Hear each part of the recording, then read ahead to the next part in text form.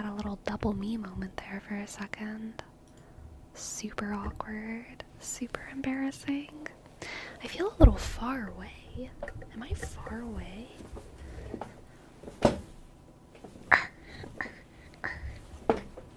This way. Oh gosh, my fragile camera mount.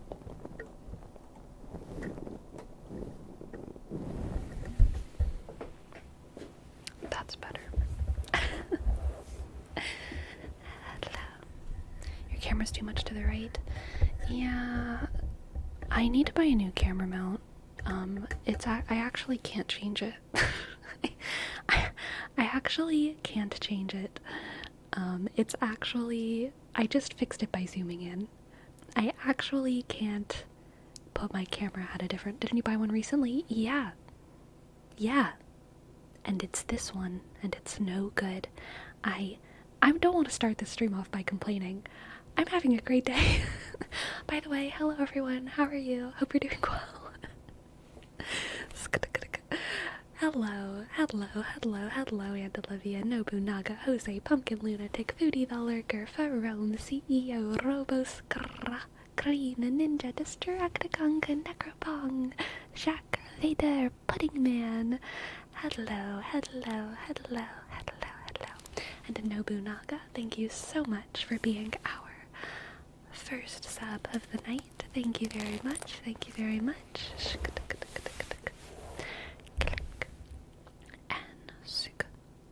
Click. B, shk. You click and shk. A, click. G, shk. A, click. U, click. W, click. U, shk. Thank you. Yes, I have made this little command for nominate if you are interested in nominating me for the ASMR Streamer Awards, which are organized by Squishy, and I think she's done them for the past 3 or 4 years, and they're usually a hit. I think it would be really fun. I think it'd be helpful to include it. I need to type your exact handle in the nominations, double Y. Is it reviewed by a human? I mean, I'm sure they'll figure it out. But yes, probably to make it easy, it would be good to spell my name correctly, which is always slightly sleepy, yeah.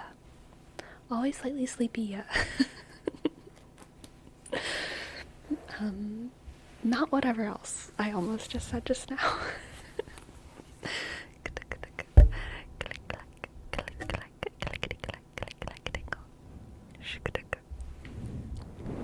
Truly from.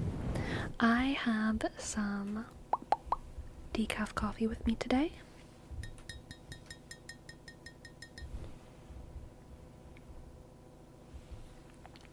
And they make a point the name must be exact. Okay, well then yeah, make the name exact.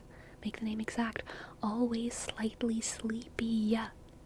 Always slightly sleepy, yeah. Always slightly sleepy, yeah. Okay? Get it right. Got it memorized? Do you got it memorized? Always slightly sleepy, yeah. Shook. I wore your shirt in a meeting today. Your good luck. Ah, yay, and Olivia, thank you so much. That makes me so happy. Heck yeah.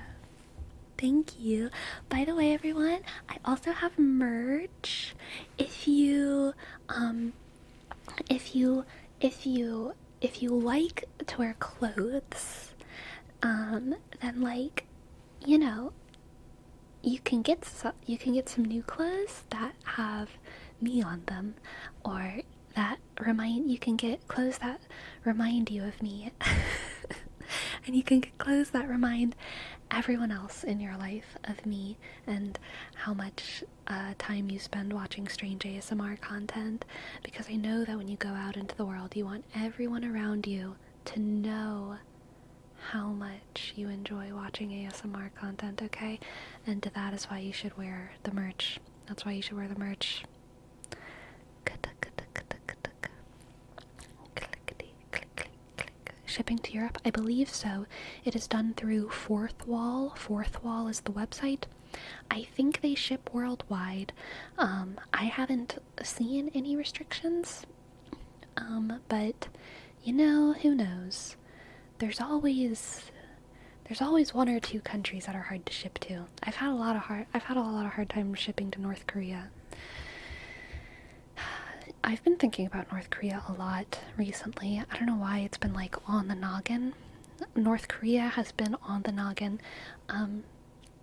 Maybe I should talk through it. But before I talk through it, Mariler Man, thank you for your sub. Thank you so much. Thank you, Mariler Man. Thank you. Probably because of the news? Wait. Is there news? I didn't hear any news about North Korea. Oh wait, no, I did. There's North Korean troops fighting for Russia, aren't there? I did hear that news. But I started thinking about North Korea before I heard that news. It was after I started thinking about North Korea that I started Googling North Korea and I saw that news.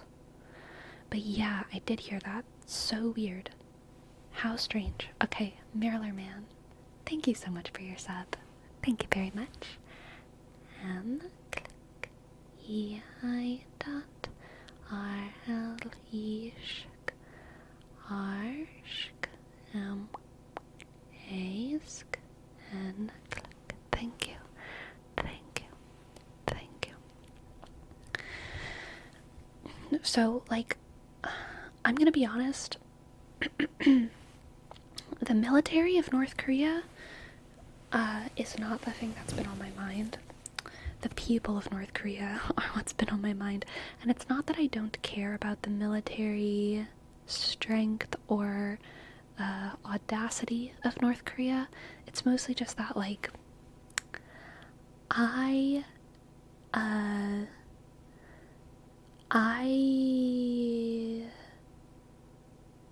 don't know enough to have opinions when it comes to like a lot of war and conflict type stuff.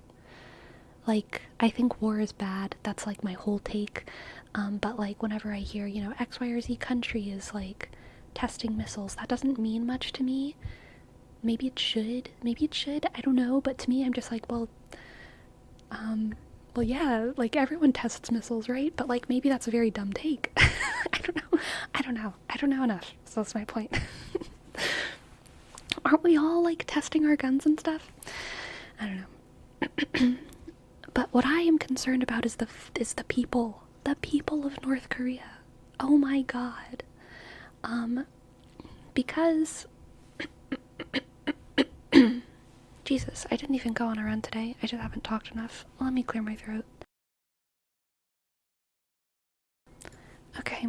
Whenever I was a little tiny kid, I remember hearing Yeonmi Park on the radio, on NPR radio, talking about North Korea. I don't know how old I was. I was young though. I was a little kid, and I was hearing Yeonmi Park on the radio. I think that's her name, talking about her story of escaping North Korea.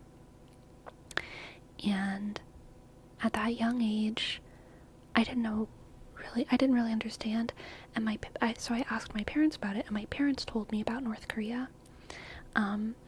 My parents are like, they're quite like me in my adult age, honestly, when it comes to politics, which is to say, like, we all have very strong beliefs, but we're very unlikely to try and convince other people of them. We have very strong ideals and beliefs, but we never really feel like it's our place to tell anyone what they should or shouldn't believe. That's kind of my instinctive attitude. And whenever I was young, that's how my parents were, even towards me as a child. As a child, they never really told me what I should believe about politics. Anytime I asked them about an issue, even, you know, I remember being a little kid, being like 11 or 12 and having, or even younger than that, being like 9 and having questions about civil rights and about gay marriage and about all this stuff. And my parents would never tell me what to believe. They would always say, this is what some people believe and this is what other people believe. And that was the end of the conversation. So they never, they were very unlikely to say, like, this is the right thing for you to believe. But with North Korea, that was the exception. They were like, North Korea is horrible. Here's why. And I remember kind of in grade school and in high school, I heard so many horror stories about North Korea. It's weird because, you know, a lot of like American history education is like stories of American triumph and then like bad stories about the villains, or sad stories about the villains. We learn a lot about like the horrors of World War II and how bad World War II was, which is true. Obviously, the Holocaust was very bad, and we learn about how horrible it was. But it's in the past. It happened a long time ago. North Korea is weird because it's like horrible, but it's also still very exotic, and it's happening right now. It's happening right now, but there's this strange exoticism about it, as if it's in the past, right? But it's not. It's like happening right now. All that crazy shit that no one really knows the details of, which is so weird. I don't know. I feel like the Western world's consciousness has like a weird relationship with North Korea's existence. And how the people there are just, yeah, exactly, CEO, just living and suffering and dying, and we don't know anything. And from what I have been able to tell over like my past week of like a little bit of Googling around, because North Korea was popping in my head, and I was like, what are people even doing there today? Like, I haven't really thought about North Korea in a couple years. It seems like since COVID, they've like even more hardcore like shut down communication outside of their borders, and there's significantly less defectors, which I also think is a weird word. Like I understand it, but I don't know what word I would like to replace it with, but I feel like it's strange that we call people who leave North Korea North Korean defectors, because it makes it sound like they're all in the army or something, but they're not. They're just like normal people, but we call them defectors. I don't know, like weird language moment or something. But we have, from what I can tell, we have no idea what is going on there like at all since COVID. Before COVID, you know, there was we had very little idea, but there was at least like weird propaganda coming out of North Korea. It seems like now there's nothing. There's nothing. There's nothing, which is so scary. And so a lot of people are thinking, like, that the intensity of famine might be much more than we would assume. There might be some real bad famine going on there right now, which is so sad. It's just so sad, and it makes me so angry and sad. Ugh. And that the war is still in their minds. We bombed North Korea so hard they had to literally move as much of civil society as they could underground for a decade. So crazy, so crazy. It's illegal for them to leave. Yeah, I mean, I guess so. Refugee would be better. Yeah, I don't know. And yeah, isolated matrix. I think they call themselves defectors. It's not like we're just putting that term on them. So like, I don't think the term like I think the term is unique for a reason. A North Korean defector is not the same as an immigrant or a refugee. But I also think that the language being different, it matters because it's weird. It's weird because it matters. It definitely means something. And yeah, it implies a very specific sort of horror, I think. A few months ago I watched a documentary about missionaries and Christians in North Korea. and how they tried to operate in secret to not be prosecuted. And the documentary talked about how most of the Christians there haven't ever even seen a Bible. Dude, vibes. 900s type Christians. Yeah. That's so scary, though. That's so scary. There was already reports of cannibalism. Yeah, I think, I feel like there was reports of cannibalism even, like, way back in the 20th century famines. I don't remember what the date of the super bad famine was. Was it the 80s? When was, like, I mean, I feel like they've always been starving, but, like, there was like a specific bad decade.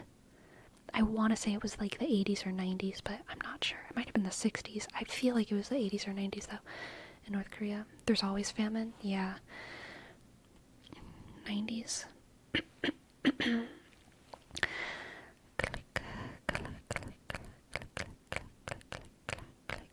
For Rome, I think that is pre-COVID. I don't think they do any of that stuff anymore. You can't visit.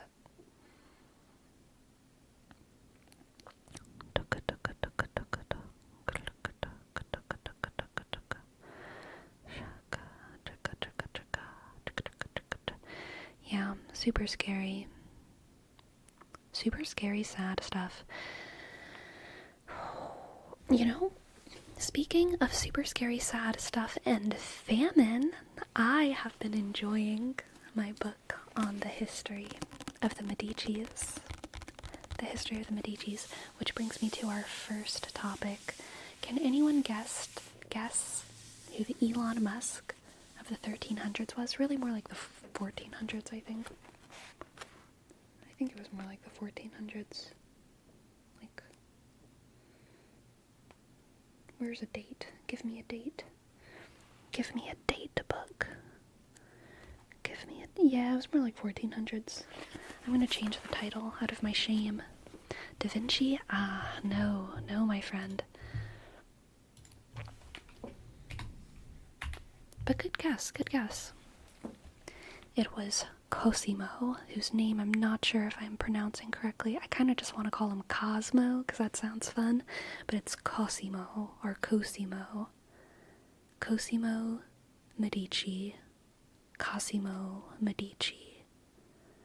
With a C. CEO. But yes, that is the spelling. Cosimo. Cosimo Medici. He was a... Let me clear my throat again.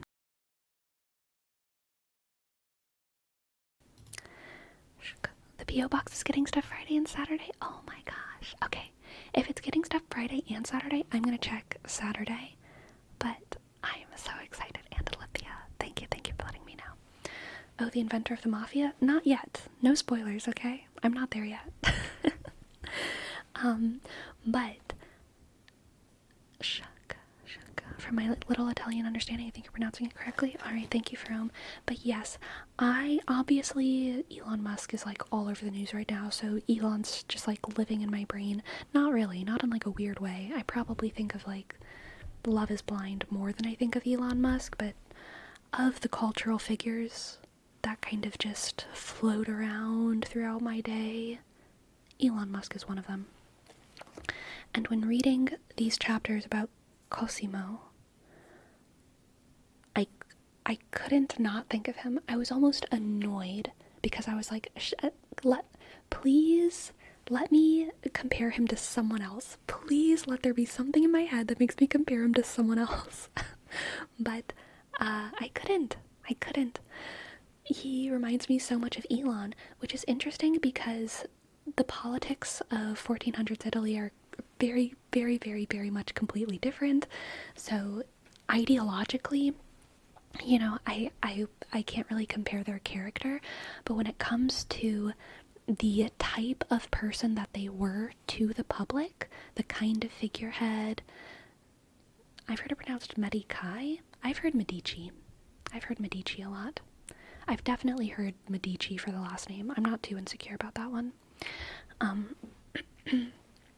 But the type of figure that he was, because he was an extraordinarily wealthy populist figure in southern Italy. Autistic rich visionary.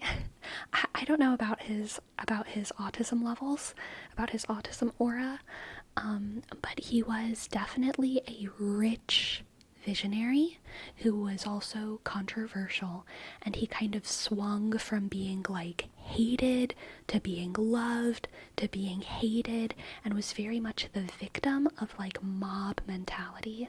Okay, he was like, people loved him, people hated him, people tried to execute him. He was in exile for a certain amount of time, and then he was welcomed back into the city with one of the greatest festivals held in the memory of the Italian people at that point.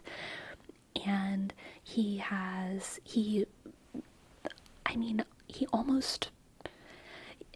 was like one of the handful of 5-10 people, rich people in Italy who funded the Renaissance. They made the Renaissance happen by choosing specific artists who were loyal to them and funding their work. So yeah, he was just a super popular figure, but he also existed as sort of a herald of the age of humanism and humanist thought, which some of you might remember from your own studies was one of the driving forces of the Renaissance. It was not an anti-religious movement, but it was a movement that held sort of the virtues and beauty and complexity of man to be more aesthetically interesting than the spirituality of man or the sort of virtues of submission. There was a lot of sort of like coming out of the Dark Ages, which were really characterized by shitting on humanity in contrast to the perfection of God. We are but worms beneath his feet. Humans are frail and faulty and gross. The age of humanism was kind of all about the majesty of man and the ingenuity of man, and how all of our sort of flaws made us so much more interesting than what we get taught at church. But Cosimo himself was Catholic and was heavily involved with the Bank of Rome, and he held a lot of his money in different monasteries at different points in history. So he was deeply in with the church, but he was also a humanist, and he had lots of humanist texts translated. He had a lot of his monastic friends translate Arabic interpretations of Greek and Roman philosophy into the vernacular, into Italian, because he was really into exploring non-Christian interpretations of Roman and Greek philosophy. And he wanted to he wasn't like super into like Arabic philosophy necessarily, but kind of most of the culture at that point had been defined by Christian interpretations of these old philosophers, and he just wanted like more variety. I'm not really seeing the Elon here. As I said earlier, it's not necessarily about his personal ideology that makes him like Elon, but it was his relationship to the public. The public saw him as the richest man of the people, because he was very into not bragging about his wealth, hiding his wealth. He didn't dress extremely fashionably, and his house, he had like this giant mansion. He had a plot of he commissioned an architect to design him this gorgeous, ostentatious mansion, and he let that architect leak those drafts to the public, and then he let that architect leak the fact that he denied it because it was too ostentatious. And so then he commissioned an artist named I remember it sounded like it starts with an M. It looked like mozzarella. Michelozzo? I think it was Michelozzo. It wasn't Michelangelo. It was like Michelozzo or something like that. Who made him a slightly more humble mansion, palace basically. And that was the mansion that he chose. So it was a slightly more humble version.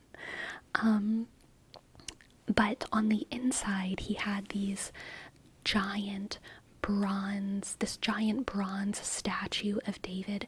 It was the first bronze,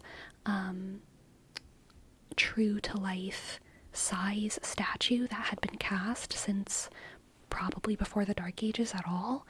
And it was made by a gay sculptor.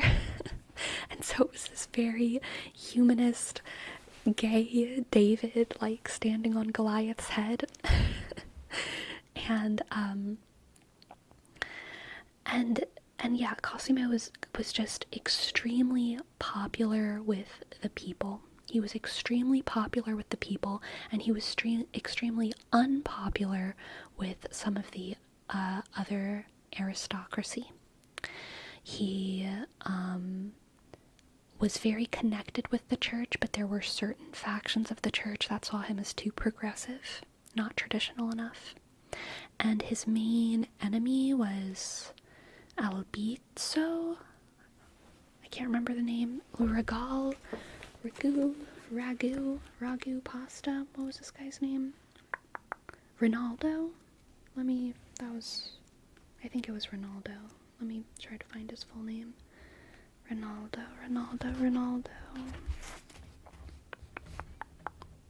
Ronaldo degli Albizzi was his big enemy politically. And Ronaldo, it's spelled with an I, R-I. But people knew he was rich. Yes, people knew he was rich. And Ronaldo captured him and almost executed him.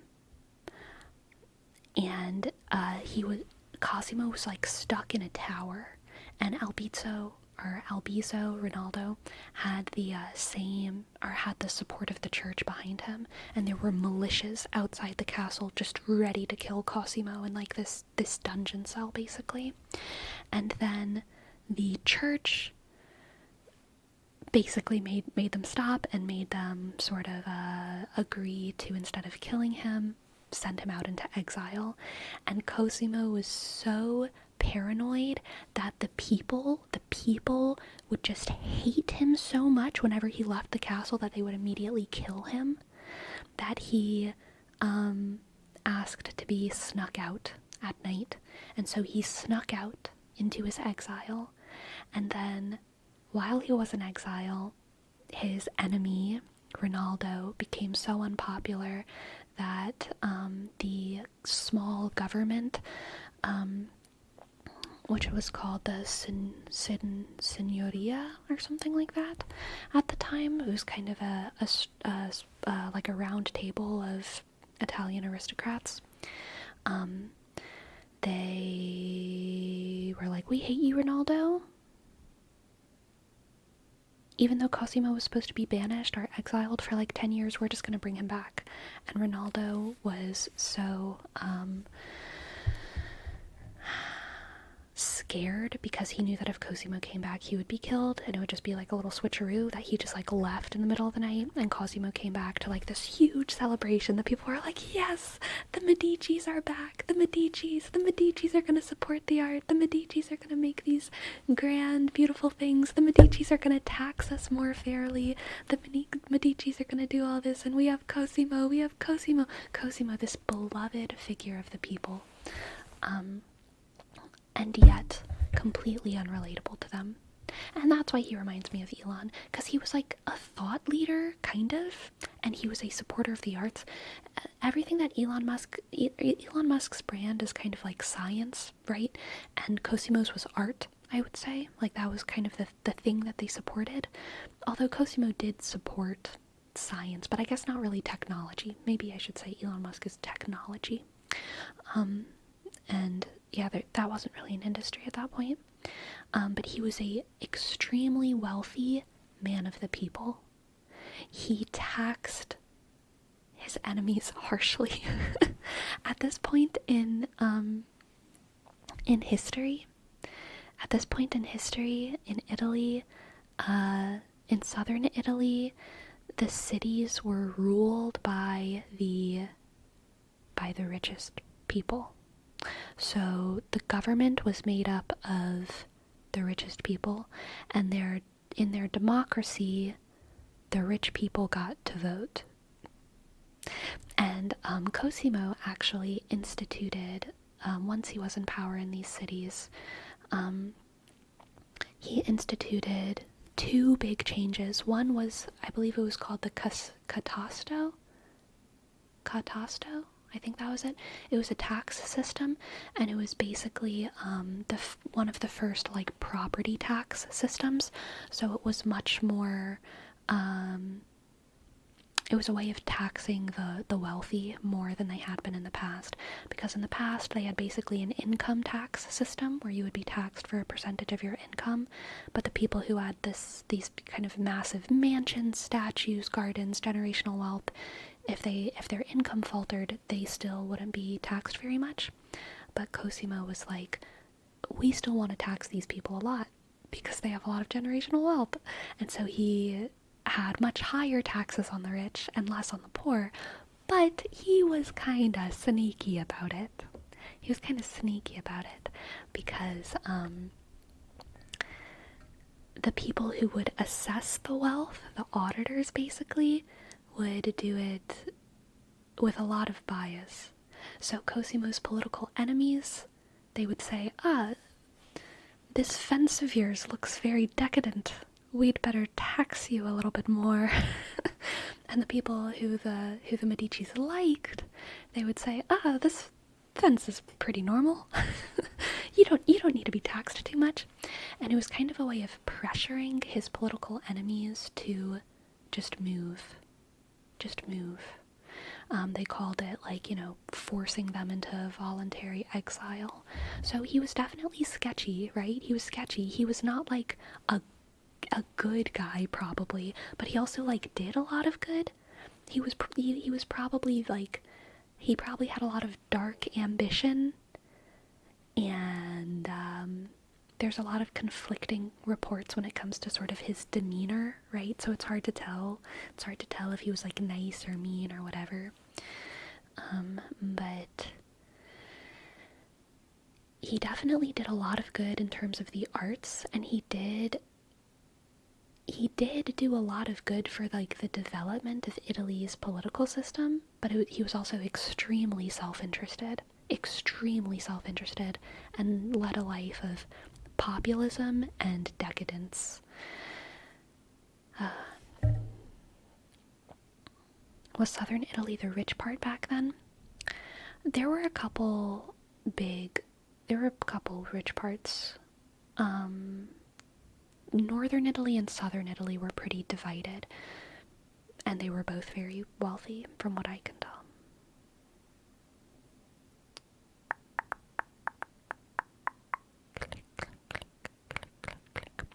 Punishing generational wealth seems silly because you're essentially punishing long-term planning.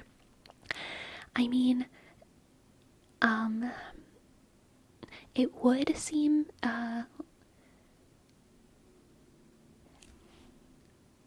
Cosimo Medici said he was punishing generational wealth. What he was actually doing was targeting other powerful families. He belonged to a powerful family. They paid taxes, certainly, but not as much as other powerful families. So they said they were punishing generational wealth, but they were very selectively punishing generational wealth in order to keep their family in power, along with a couple of the other friendly fairies families. Hello, Salego, welcome to the chat. Signoria in medieval Italy was a political system based on a family or group of families that had influence on a territory that was more than a city, and usually it wasn't dictatorial, but the family took control of the political system of the city. Yes. That is a fantastic way to explain it. And that is, how it's spelled in the book. It's very good, very good. At this point in history that I'm talking about is like the late 1300s into the mid 1400s, and it seems like it's usually a group of families in southern Italy at this point.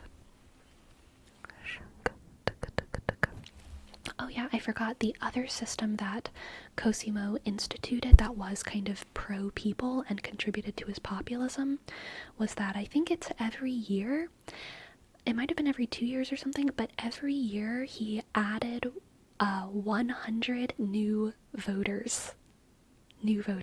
So the Signoria was like voted into power by the minority of the population who already was very wealthy. The wealthy aristocrats got a vote. Most people didn't vote.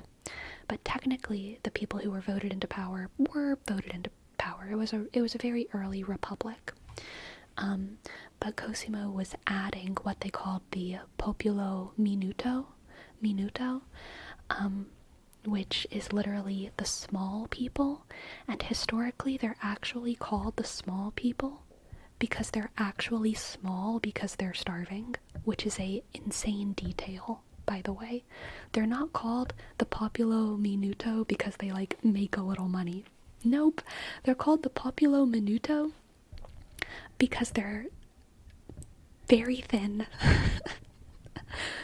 The very thin people, the very small people, the lower classes. But 100 extra of them were being allowed to vote every year, which is true. At the very beginning of the book, they had a pretty wild tale about the Populo Minuto. Let me see if I can find it. It kind of like rattled me to my core reading it.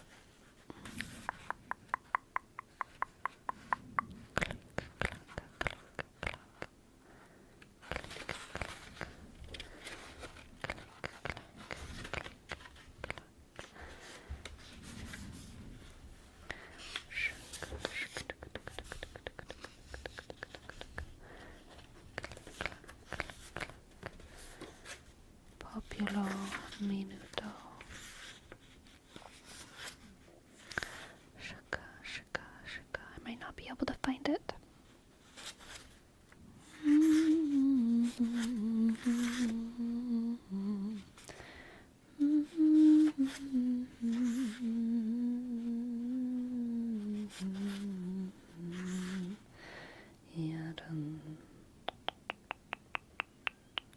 I think it's around here.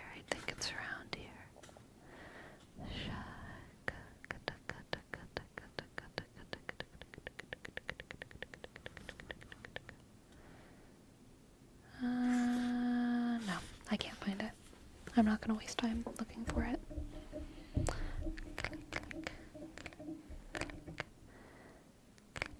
Hello, Dryad. Hello, Luladas. Hello.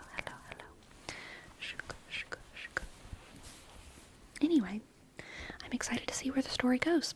I have a feeling that after a while the story is going to transition. Look on page 43. Destructicon, you're so freaking sus sometimes.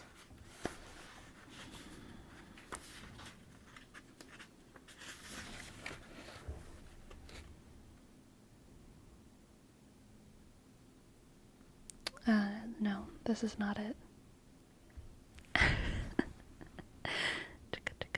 But, you did remind me there is an index, and I might be able to find it in the index.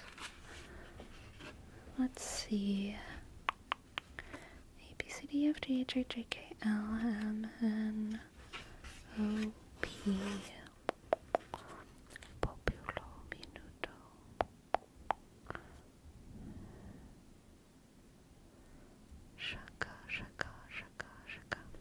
doesn't look like they have an entry for it. Unfortunate. But it does, page 43 does have a entry about the catasto, the tax system that I was talking about. But I want to see if I can find the part about the Populo Minuto. The Populo Minuto. Oh wait, I found it. Oh my god, I found it. It's on page 19.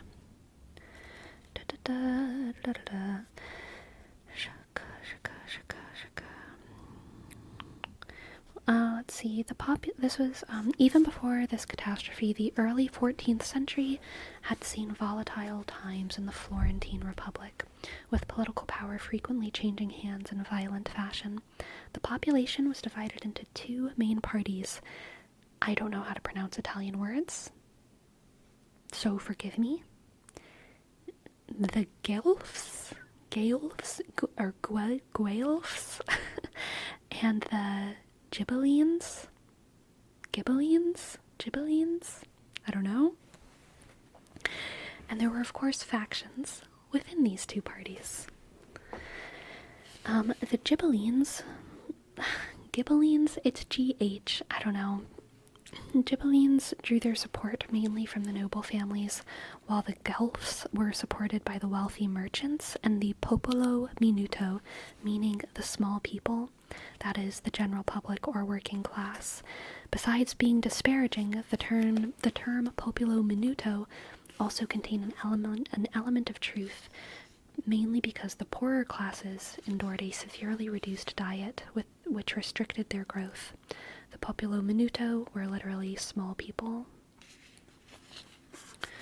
That's not exactly the story that I'm talking about. I think it's this. In 1378, Giovanni's cousin Salvestro de' Medici became a gonfaloniere, and during his 2-month period in office, a revolt broke out amongst the wool workers, who were known as the Ciompi.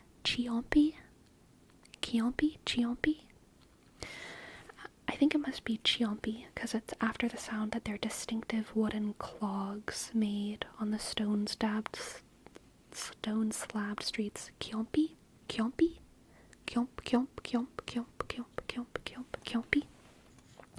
The Ciompi revolt was ostensibly led by Michel de Lando, who fronted a mob of fellow wool workers and artisans demanding the right to form their own guilds and thus the right to vote, and at least theoretically have a chance of getting in onto the ruling signoria. Despite being gonfaloniere, Salvestro sympathized with the revolt, and it appears he also saw it as an opportunity to advance the Medici cause in order to store up trouble immediate. There's like this one story somewhere in this book that's like a really brutal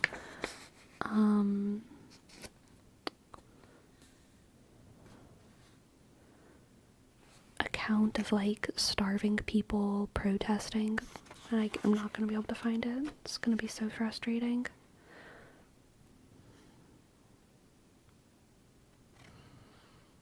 So frustrating.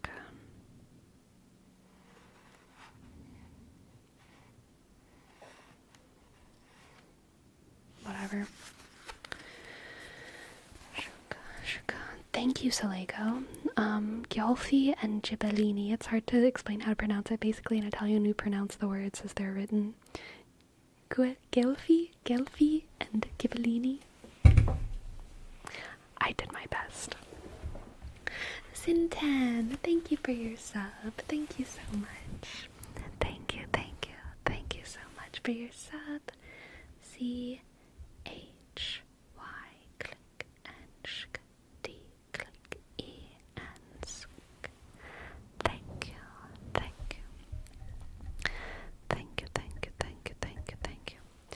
My friends, are you all ready to continue yesterday's mission of learning about the history of United States presidential elections? I am. I'm ready to get into it. Enough of this Italian nonsense. Shaka, shaka, shaka, shaka. Click, click, click, click, click, click, click, click. Da-da-dun, da-da-da-da-dun. Yesterday we ended on the 1884 presidential election. The United States presidential election of 1884 featured excessive mudslinging and personal acrimony. On November 4th, 1884, New York Governor Grover Cleveland narrowly defeated Republican former United States Senator James G. Blaine of Maine to become the first Democrat-elected president of the United States since the election of 1856 before the Civil War. New York decided the election, awarding Governor Cleveland the state's 36 electors by a margin of just 1,047 of the 1.1 million votes cast. I guess 1.2 if we round. Wild. Alright, let's get some more information now from AI.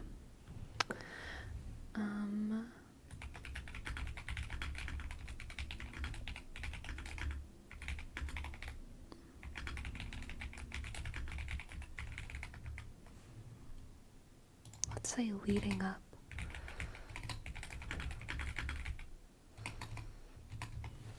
Click. What were the biggest issues leading up to the 1884 presidential election? I'm glad you enjoyed the typing, Amber. I'm glad. Welcome in. Welcome in. Who would you say is Alon's Rinaldi nowadays? I don't think that there is one. Not exactly. I don't think there's like a, it would have to be someone who has basically equal economic power, but opposite ideology.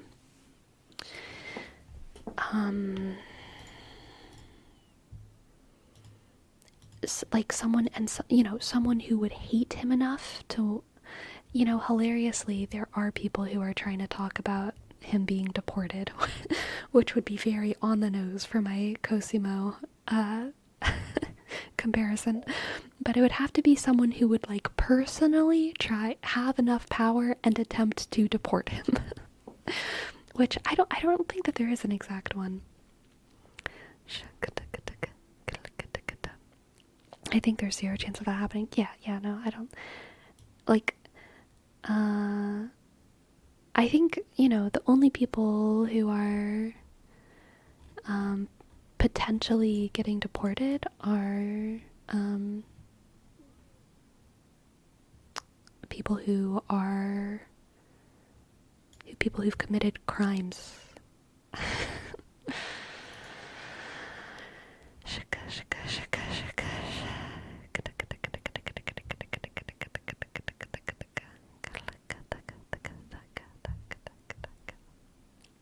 Okay, what are the biggest issues leading up to the 1884 presidential election? The 1884 presidential election was characterized by several significant issues and controversies that shaped the political landscape of the time. Here are the key factors leading up to the election. Personal scandals and mudslinging. The election is often remembered for its intense personal attacks and mudslinging between candidates Grover Cleveland and James G. Blaine. Cleveland faced allegations of having fathered an illegitimate child, which became a focal point of Republican attacks, epitomized by the taunt, "Mama, where's my pa?" Dude. That's rough.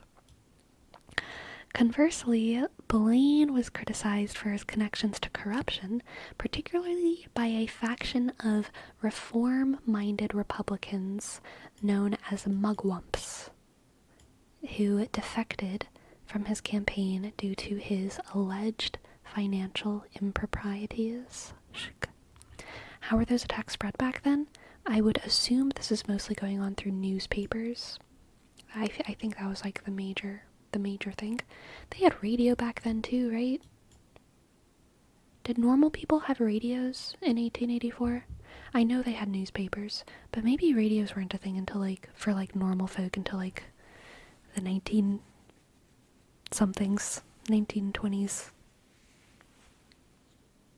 I don't know.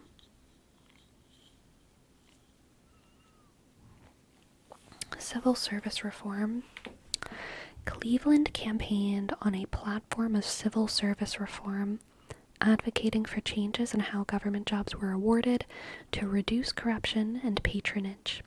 This issue resonated with voters who were tired of the political machine politics that had dominated the era.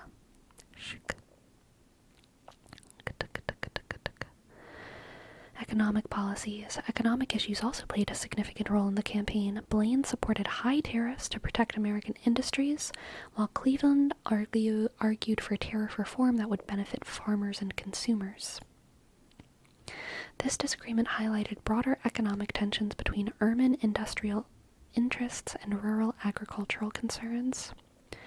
Blaine's campaign suffered from a significant gaffe when a supporter referred to Democrats as the party of rum, Romanism, and rebellion. I wonder what they mean by Romanism.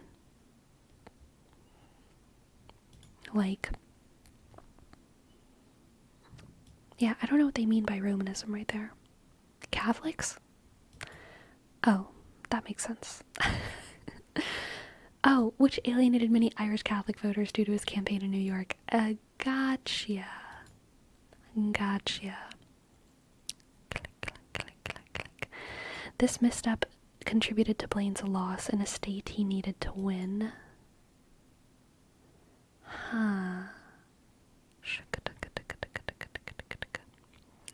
After nearly 2 decades of Republican dominance since the Civil War, there was growing voter fatigue with the party's leadership. The assassination of President Garfield and subsequent scandals further tarnished the Republican image, making voters more receptive to Cleveland's message of reform and integrity. The combination of personal scandals, calls for civil service reform, economic policy debates, religious dynamics, and voter fatigue with Republican rule culminated in a highly contentious election. Ultimately, Grover Cleveland narrowly defeated James G. Blaine, marking a significant shift in American politics as he became the first Democrat elected president since 1856. What role did the mugwumps play? I'm curious. The mugwumps played a pivotal role in the 1884 presidential election by shifting their support from the Republican candidate to the Democratic nominee. This faction of reform-minded Republicans emerged in response to widespread corruption and the spoils system prevalent in politics at the time. Right, so the Republicans had been in power for so long, I guess. It had been 30 years since there had been a Democrat in the executive branch. So the Republicans were presidents for 30 years, and I think that that's part of the root of these corruption scandals. The mugwumps were primarily motivated by their disdain for political favoritism and corruption, which they associated with Blaine's political career. Blaine had a history of scandals, including allegations of accepting bribes from railroad companies, which undermined his credibility among reform-minded voters. Their commitment to honest government led them to reject Blaine's candidacy. In contrast to Blaine, Grover Cleveland was known for his integrity and reformist stance, having built a reputation as a corruption fighter during his tenure as governor of New York. The mugwumps viewed him as a candidate who could restore moral values to politics. They believed supporting Cleveland was essential for advancing civil service reform and reducing corruption in the government. The mugwump voters were crucial in swinging key states, particularly New York, where Cleveland won by a narrow margin of just over 1,000 votes. Yep, so that's the flip of New York, because in the previous election, all these northern states were red. The northern states were red, the southern states were blue in the previous election. So in this one, 1884, it looks like the big flips were Indiana, New York, Connecticut. No, that's not Connecticut, that's Delaware, isn't it? Gosh dang. I think, yeah, Connecticut and Delaware, Maryland. Big northern flips. Oh, I think this was, West Virginia was red before as well.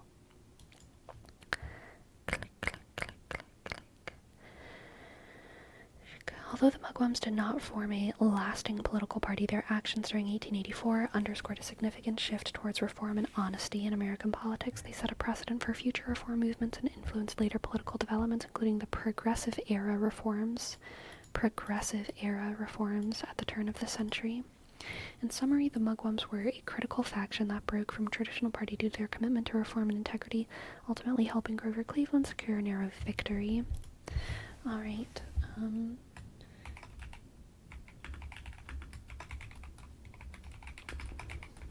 Cleveland's stance, I'll say contribution. Let's give him the benefit of the doubt with the frame, Grovery. Let's give him the benefit of the doubt with the framing of our question.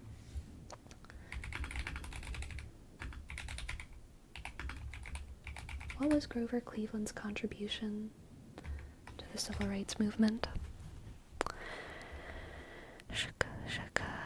Grover Cleveland's contributions to the civil rights movement were complex and often contradictory. While he's recognized for some reformist actions, his views and policies regarding race and civil rights reflected the prevailing attitudes of his time, which leaned towards racial intolerance.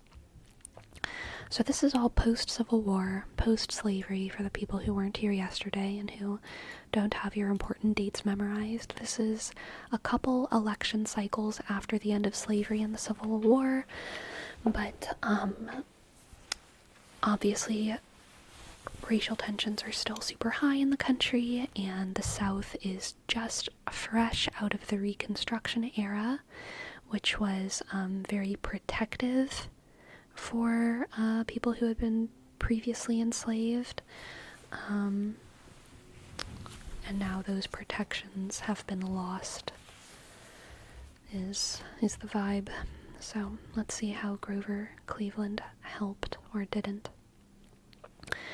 Cleveland's presidency was marked by a reluctance to embrace racial equality. He aligned himself with the white Southern interests, often agreeing with their views on African Americans. He made efforts to assure Southern Democrats that they had a friend in the White House, which included opposing integrated schools in New York and viewing African Americans as socially and politically inferior. Yeah, this was a very good faith question of mine. I am seeing. The stance was indicative of his broader approach to race relations, where he did not advocate for civil rights protections. Cleveland believed that the federal government should not interfere in what he considered social issues, including the protection of African American suffrage. His administration did not take significant steps to safeguard the voting rights of African Americans, reflecting a lack of commitment to advancing civil rights during his terms. While Cleveland condemned violence against Chinese immigrants and acknowledged the outrages occurring on the West Coast, he later shifted towards limiting Chinese immigration due to prevailing prejudices. His approach demonstrated a reluctance to fully support immigrant rights or address racial discrimination comprehensively. Cleveland's presidency did contribute to civil service reform, which aimed to reduce corruption in government appointments. This reform was indirectly beneficial for minority groups seeking government jobs, as it moved away from the patronage system that often excluded them based on race. Okay. However, this was more about improving government efficiency than a direct effort to advance civil rights. I mean, I think, in a lot of ways, this is like very pure. Like, obviously all of this is very bad, but this is like a point that's made. This section is making the point that diversity is efficient. that pluralism, diversity increases efficiency, and it is a sign of efficiency, and it is a more meritocratic system. And that whenever you find yourself in a system where everyone is the same color and the same gender and the same religion, it is probably not the result of some kind of God's people situation, and probably more a sign of inefficient ruling and close-mindedness.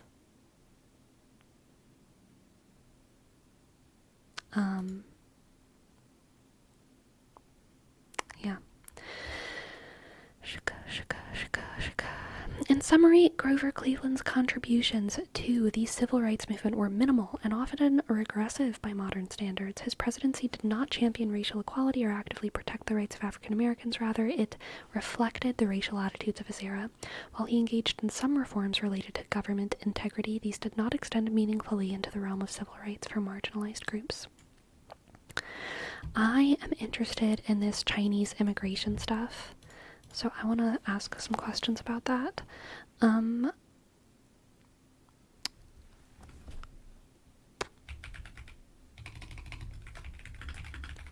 me about the Chinese immigration situation in the 1880s, including information about Cleveland's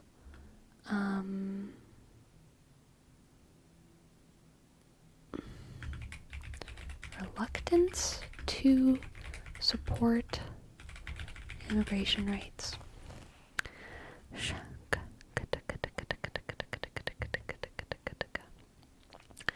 In the 1880s, Chinese immigration to the United States became a highly contentious issue, culminating in the passage of the Chinese Exclusion Act in 1882. So before he was elected in 1882, there was the Chinese Exclusion Act. This period was marked by anti-Chinese sentiment, particularly on the West Coast, and significant legislative efforts to restrict Chinese immigration. By 1880, the Chinese population of the United States had grown to 105... Oh, wait, sorry.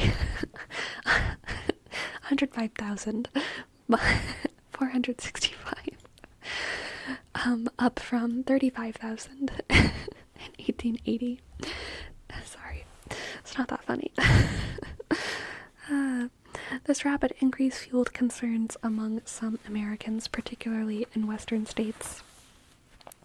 Many Chinese immigrants came to work in industries such as mining, agriculture, and railroad construction. They were often hired at lower wages than white laborers, leading to resentment and accusations of unfair competition. Familiar? Chinese immigrants often lived in relatively isolated communities to which some Americans interpreted as unwillingness to assimilate. This perception, combined with racial stereotypes, contributed to growing anti-Chinese sentiment. Chinese Exclusion Act. This landmark legislation, proposed by President Chester A. Arthur, prohibited Chinese laborers from entering the United States for 10 years. It was the first major federal law to restrict immigration based on nationality. The Scott Act of 1888, okay, so this was Cleveland. This act further tightened restrictions by preventing Chinese laborers who left the U.S. from returning, even if they were long-term legal residents. The Geary Act of 1892. This law extended the provisions of the Chinese Exclusion Act for another 10 years and added new requirements such as mandatory registration for Chinese residents. Grover Cleveland stance. While Grover Cleveland was not president when the Chinese Exclusion Act was initially passed, his administration did have to deal with its consequences and ongoing anti-Chinese sentiment. Limited support for immigration. Um, Cleveland showed reluctance to fully support immigrant rights, particularly for Chinese immigrants. His approach aligned more with the prevailing attitudes of the time, which were often hostile to Chinese immigration. Cleveland's administration had to balance domestic anti-Chinese sentiment with maintaining diplomatic relations with China. This balancing act often resulted in policies that prioritized domestic concerns over immigrants' rights.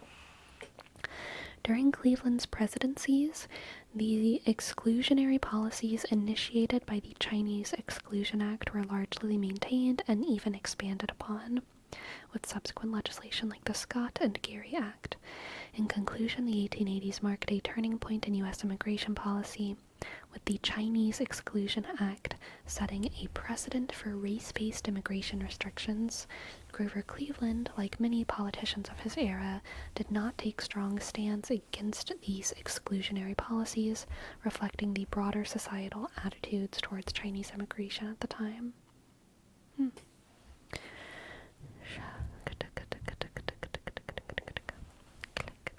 Farewell, Nobunaga. Hope you have a good day.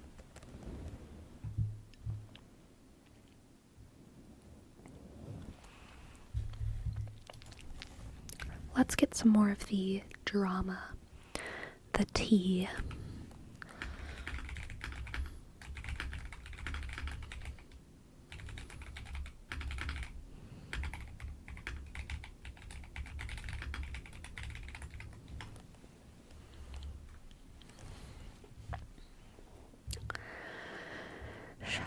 Notorious for its intense mud-slinging and personal attacks, which often overshadowed substantive policy issues. That sounds extremely familiar. Goodness gracious. Everyone always talks about how they want to hear policy, you know what I mean? But then anytime any candidate throughout history actually starts talking about policy, everyone is like bored and leaves and doesn't care. It's a big issue. It's a big frailty of the electorate, I would say. Click, click. Cleveland's illegitimate child. The most infamous attack on Cleveland centered around allegations that he had fathered an illegitimate child. Republicans seized on this scandal, coining the chant, "Mama, where's my pa?" to mock Cleveland.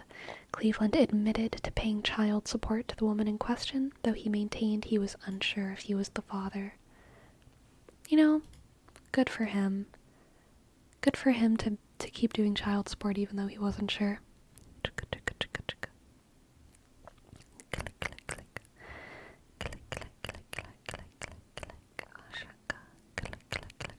I know, for sure, Whiskey River.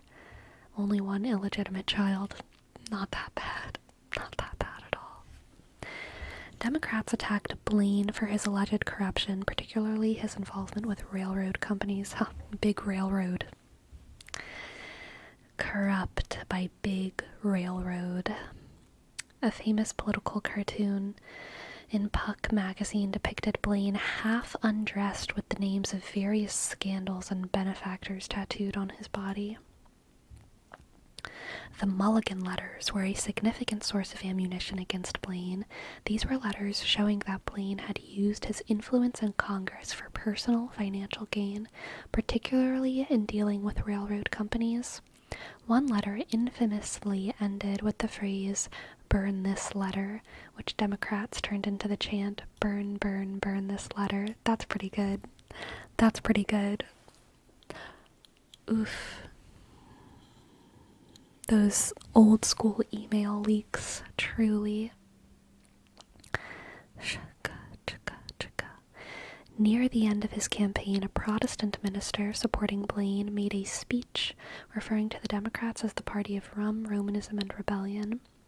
This comment, which Blaine failed to repudiate immediately, was seen as an insult to Irish Catholics and likely cost Blaine crucial votes. Both candidates faced intense scrutiny of their personal characters. While Cleveland was portrayed as morally corrupt due to the illegitimate child scandal, Blaine was depicted as financially corrupt due to his business dealings. The focus on personal integrity and character became a central theme of this campaign. The mudslinging and scandals had a significant impact on the election outcome. The Mugwumps, a group of reform-minded Republicans, abandoned Blaine.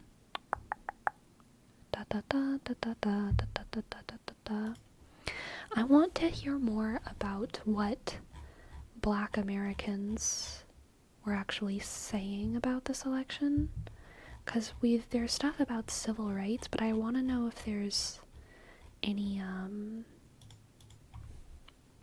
record of, like, you know, what Black people were saying and thinking at the time, rather than just like what was happening to them from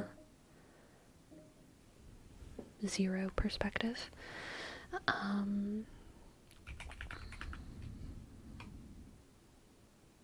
I guess, I mean, I would assume that since he, like, wasn't very pro-civil rights, that most Black Americans would have been with James G. Blaine, but who's to say?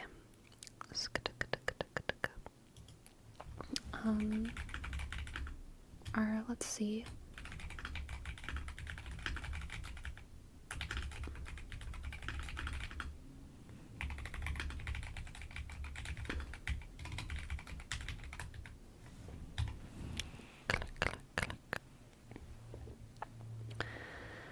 The involvement of Black Americans in the 1884 presidential election was limited and complex, reflecting the challenging racial dynamics of the post-Reconstruction era. Here are some key points. Voting rights restrictions. By 1884, many southern states had already begun implementing voting restrictions that disenfranchised Black voters, such as poll taxes, literacy tests, and grandfather clauses. These measures significantly reduced Black voter turnout in the South. Most Black voters who could still participate tended to support the Republican Party, which was seen as the party of Lincoln and emancipation. However, the Republican commitment to Black civil rights had been waning since the end of the Reconstruction. Grover Cleveland, the Democratic candidate, pursued a strategy of appealing to white Southerners. This approach often involved downplaying or opposing civil rights for Black Americans. While Black Americans had gained some political offices during Reconstruction, by 1884 their political power had significantly diminished. The northern states where voting rights were better protected, Black voters played a more significant role. However, their numbers were relatively small compared to the overall electorate. The 1884 election largely focused on issues of corruption and economic policy, with civil rights and racial equality taking a backseat in the national debate.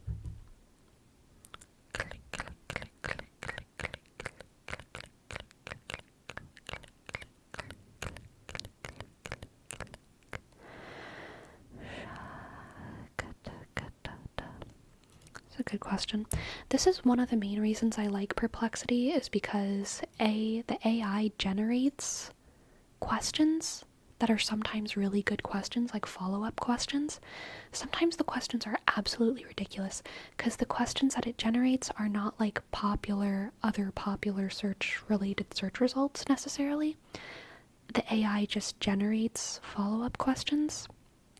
So sometimes the questions are really ridiculous and stupid, but sometimes they're really good. And ChatGPT doesn't always, like, I don't always know what to do. I don't always fall into a wormhole as easily with ChatGPT as I do with Perplexity, so it's one of the reasons I like Perplexity. So yeah, were there any notable African American politicians involved in the 1884 election? And the answer is no.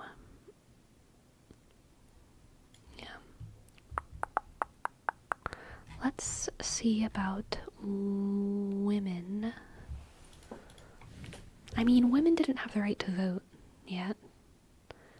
So are they even worth looking up?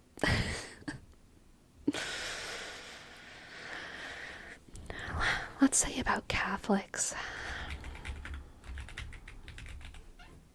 How were Catholics involved in the 1884 presidential election.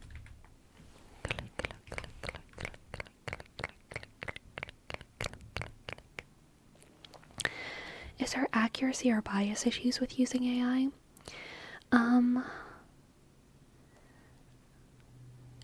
I said this yesterday, and I'm just going to say the same thing again.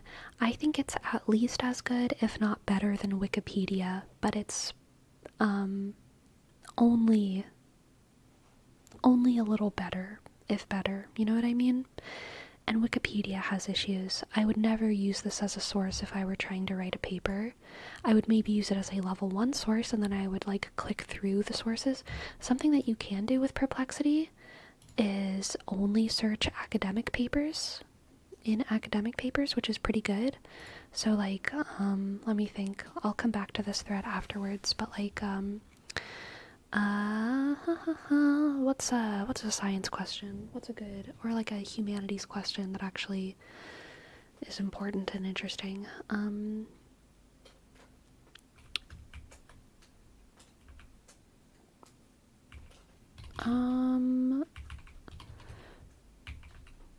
What is the earliest evidence? What is the earliest evidence of humans migrating to South America? And then let's do focus on just academic papers. Go.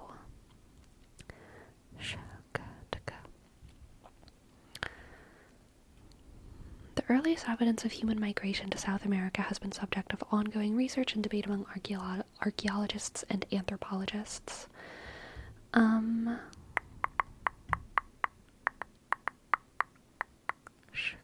One of the most significant and widely accepted earliest sites of human habitation in South America is Monteverde in southern Chile. This archaeological site has provided compelling evidence for human occupation dating back to approximately 14,500 years ago. Yeah, so like all of this information I would say is like pretty accurate and pretty good, but it's like it's level 1 research, right? So it's like, oh, I have to write a paper on like on humans migrating to South America. How about I ask AI, and then I take all of these points and I copy them and I open a new tab, or I open a notepad and I write them down, and then I actually research all those points. You know what I mean? It's like really good to get the wheels turning, and it's good to introduce yourself to topics, especially if you don't know where to start with them.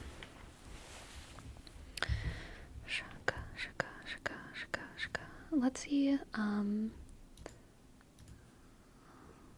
what is this? Plus space? Oh, I didn't even know I could do this. I could like make a whole little folder of them. Social, search for discussions and opinions.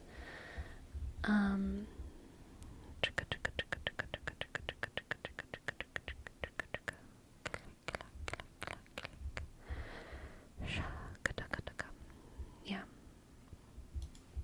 I usually just do the default web search. Click. Yes, that's also really good. K-song. What are points for and against point of view? Yes, I do that as well. It's good to ask specifically for what you want. You can't talk to AI like a human. You can't. You have to talk to AI like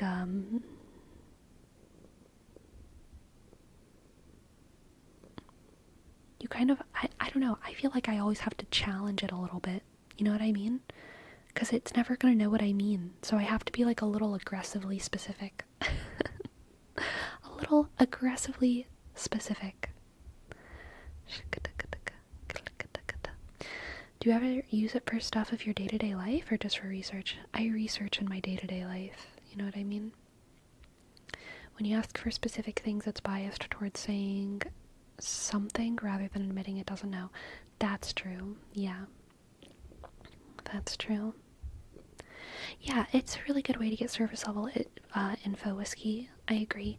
And like, I have always, like, whenever I was younger, I was one of those people who would go on Wikipedia, like, wormholes, you know, and I would end up reading, like, a book's worth of information just from clicking through Wikipedia links for, like, 10 hours. Like, on a hot summer day, sitting at my computer, you know what I mean? And this definitely scratches that itch. Where, you know, you can get an idea in your head, like, okay, I'm thinking about the earliest evidence of humans migrating to South America, and now I'm looking at how did climate changes affect early human migration to South America, and then I'm reading all this, and then I'm getting more curious, and it leads me to,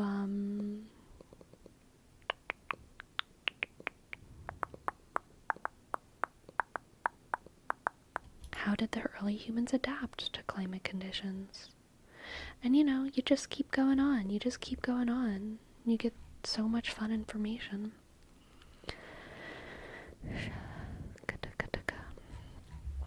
Anyway, let's go back to our 1884 presidential election. We were thinking about Catholics. The Catholic voting bloc. By 1884, Catholics, especially Irish Catholics, had become an important voting bloc, particularly in urban areas and key states like New York. Traditional Democratic alignment. Catholics tended to align with the Democratic Party, which was seen as more sympathetic to immigrant and working class interests. James Blaine, the Republican candidate, made efforts to appeal to Catholic voters, hoping to win their support. The Romanism and Rebellion incident, a crucial moment, occurred near the end of the campaign when a Protestant minister supporting Blaine referred to the Democrats as the party of Romanism and Rebellion.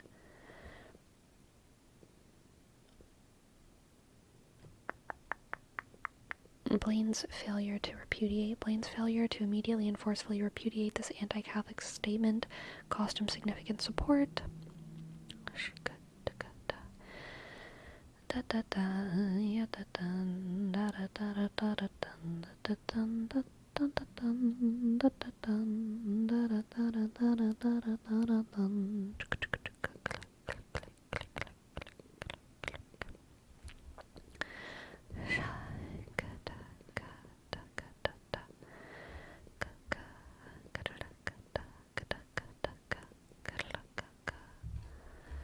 Alright. I feel pretty good about understanding that election. That was 1884. 1888 looks exactly the same, except for New York. Looks like New York is the only switch. Oh wait, no, New York and Indiana. New York and Indiana are the only flips. Benjamin Harrison. And New York and Indiana is all it took to put a Republican back in power. Party system. Electoral college.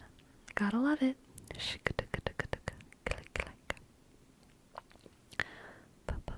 What about other Catholic groups? So I can fact check myself, but I want to see how right I am instinctively. The other main Catholic groups, I don't know how many Italian Catholics there are in the US yet, but at this point there's definitely some other European Catholics. There's some German Catholics and Dutch Catholics, and also German Protestants and Protestants from that same area. But I don't think they were very involved in politics because a lot of them didn't speak English and they were very isolated, honestly similar to the Chinese immigrants, except they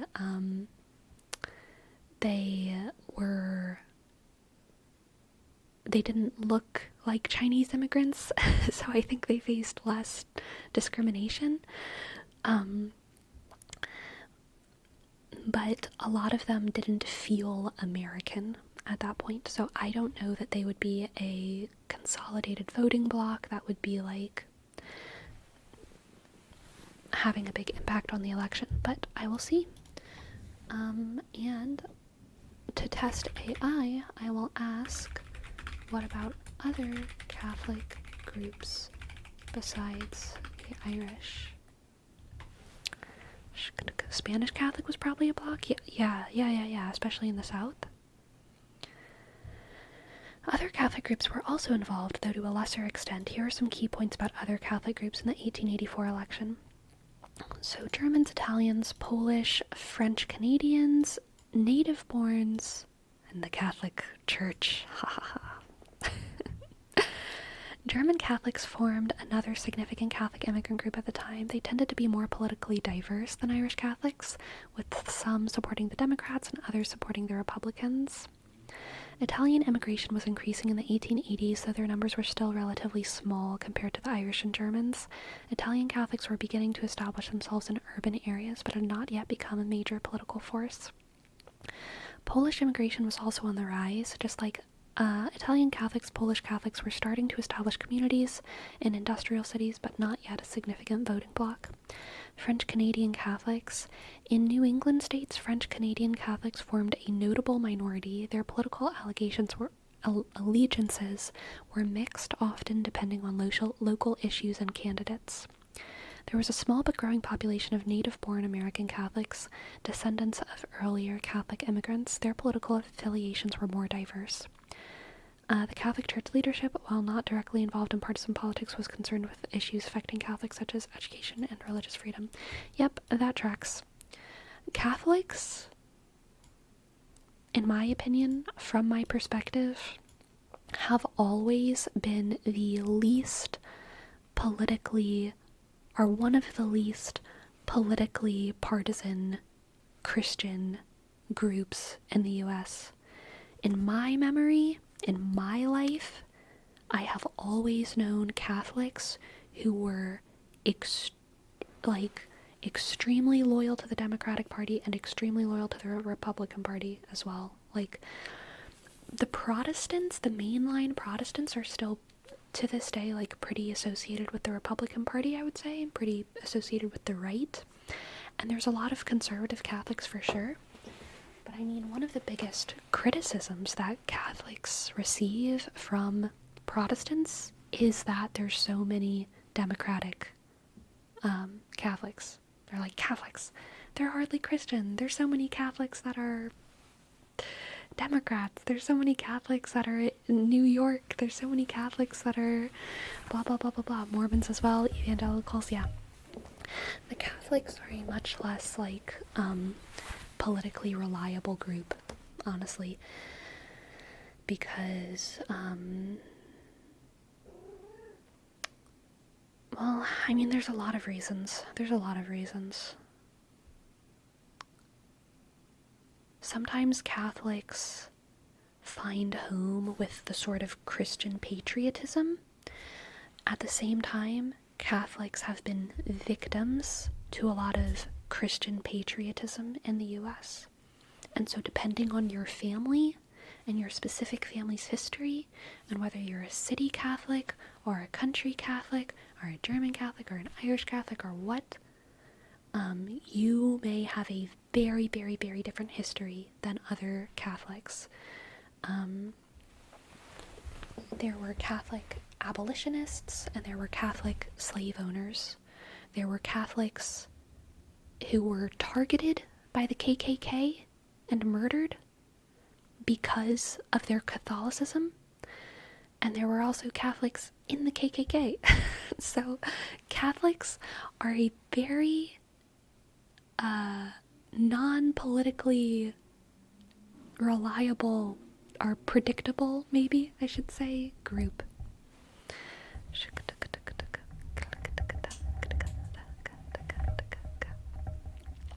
Catholics are wealthy, are they not statistically? No. Definitely not. I don't think so. The Catholic Church, the church is wealthy, but the church is in Europe.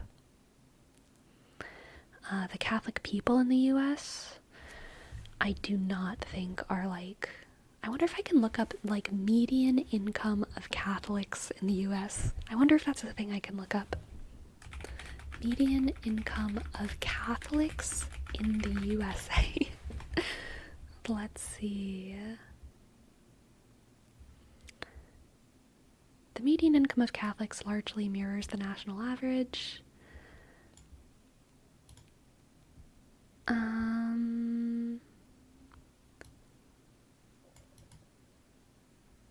Top earners 46,000. Median income across religions. Median income by religion. Did I spell that weird? By a religion in the USA.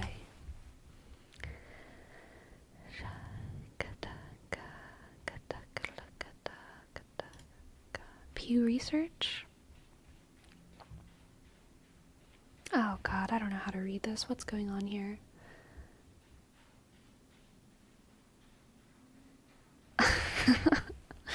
Okay.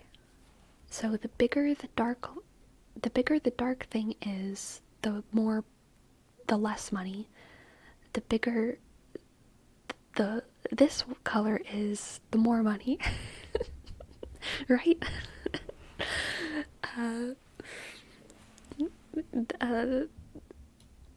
50. So yeah, this is like a lot of money, and this is like a medium amount of money. It looks like Buddhists make a lot of money, and then Catholics make a lot of money. Catholics are second most, right? Well, no, I guess evangelical Protestants make more money than Catholics. Oh, well, I guess no. This upper percent of Catholics. There's more super rich Catholics and more medium rich Protestants. Evangelical Protestants. This is very confusing data. Each bar is a religion. I do understand that. I do have that color. But this is not easy for my brain to compare the way this is visualized. Maybe it's shown in a better way somewhere else. These colors are very important, somewhat important. Wait, importance of religion in one's life. Oh my god, why is this data so confusing? Importance of religion in one's life by household income. I hate the way this is visualized. I absolutely hate the way this is visualized. Just give me like a freaking bar graph or like a pie chart or something. Okay, look at the 40 to 60%. 40 to 60%. That's the average.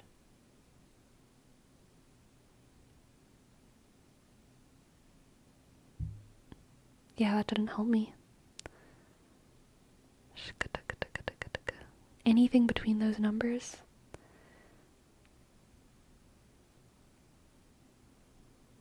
Yeah, I mean, Buddhist, Catholic, Evangelical, Protestant just falls right in line with like the average. Same with unaffiliated. Muslim is pretty average. Historically Black Protestant and Jehovah's Witness looks like definitely has a lower income. And then there's some more wealthy Jewish and more wealthy Orthodox Christians and more wealthy Hindu. So the wealthiest ones are the Hindu people, the Jewish people, and the Orthodox Christian. That makes sense to me.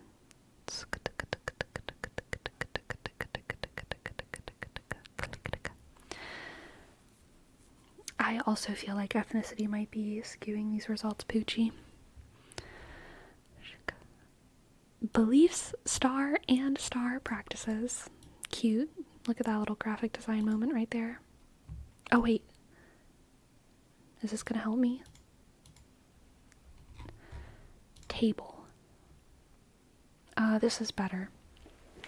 I like this more. Nice and straight. I wish I could, like, rank them in order, though. I wonder if there is a...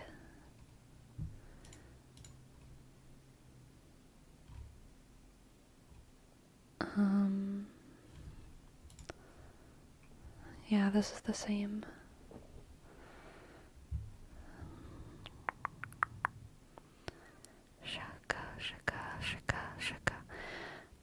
4 in 10 Jews and roughly a third of Hindus and Episcopalians live in households with incomes of at least 6 figures. Again, these groups also have high levels of education attainment. For instance, nearly half of Hindu adults and almost 1/3 of Jewish adults hold postgraduate degrees. In addition to education, other factors such as age, race, and ethnicity are also correlated with both religion and income.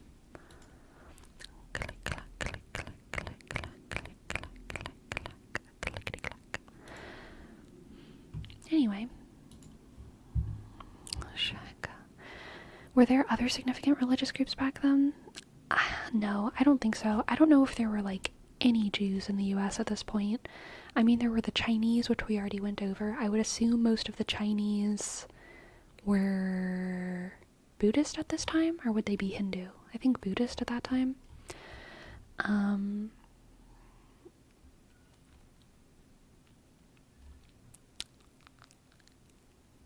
I mean, there might be some Jewish, I guess, Italians.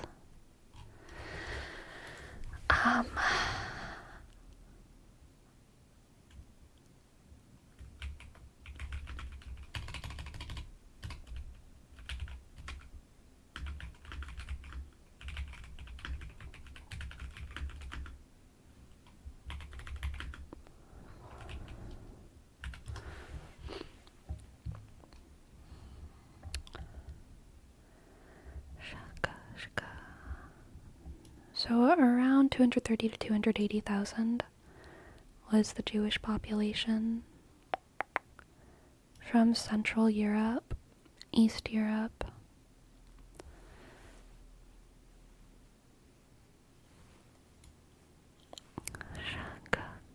I think they'd be too small a minority to really target. Yeah, I agree. Would those have been approached differently to the candidates? I don't think so. I don't think they were the people candidates were trying to represent.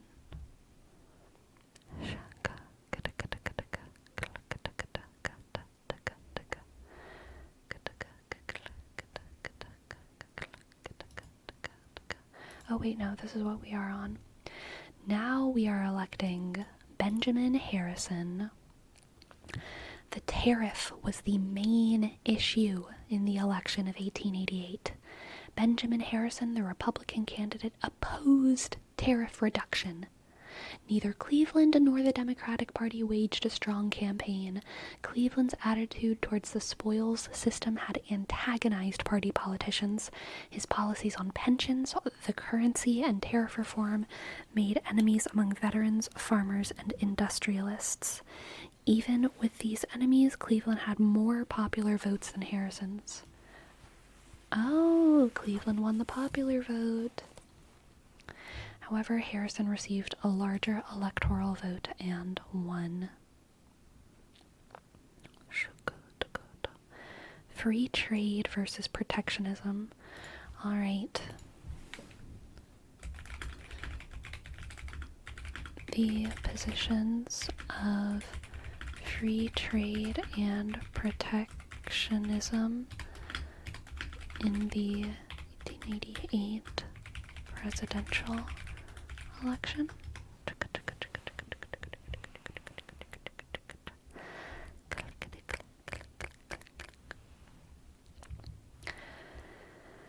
High tariffs. Okay, protectionism was the Republican position.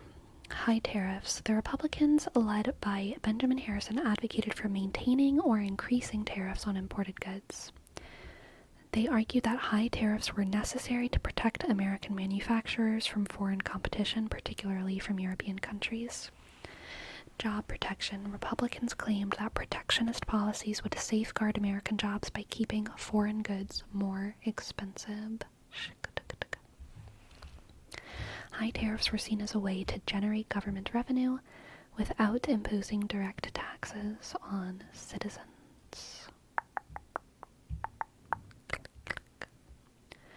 The Democrats, led by incumbent President Grover Cleveland, called for lowering tariffs. They argued that lower tariffs would reduce prices for consumers on many goods. Democrats believed that free trade would lead to a more economically efficient economy by allowing market forces to determine production and consumption patterns. They saw high tariffs as benefiting large corporations and trusts at the expense of ordinary citizens. These policies are also taking place during the Industrial Revolution, which was important to the time, so that context is important. That is very true. This is very much the Industrial Revolution. We were really like just getting into the factories at this time. Big ol' factories. Republicans argued that protectionism was necessary for American prosperity, while Democrats claimed it led to artificially high prices and monopolies. The free trade position was seen by some as aligning with British interests, with Republicans used as a political attack. Right, we hated the British. The free trade position was seen by some as, oh wait, I already read that, industrial areas tended to favor protectionism, while agricultural regions often supported freer trade. The high tariffs had led to a large government surplus, which Cleveland saw as problematic and used to argue for tariff reduction. Interesting. The tariffs resulted in a big surplus. Despite Cleveland winning the popular vote, Harrison won the Electoral College largely due to his victory in key industrial states like New York and Indiana. This result was seen as a victory for the protectionist policy, leading to the passage of the McKinley Tariff in 1890, which raised the average tariff rates to nearly 50%. This debate set the stage for future discussions on trade and policy and remained a significant issue in American politics for years to come. Still today we're talking about tariffs.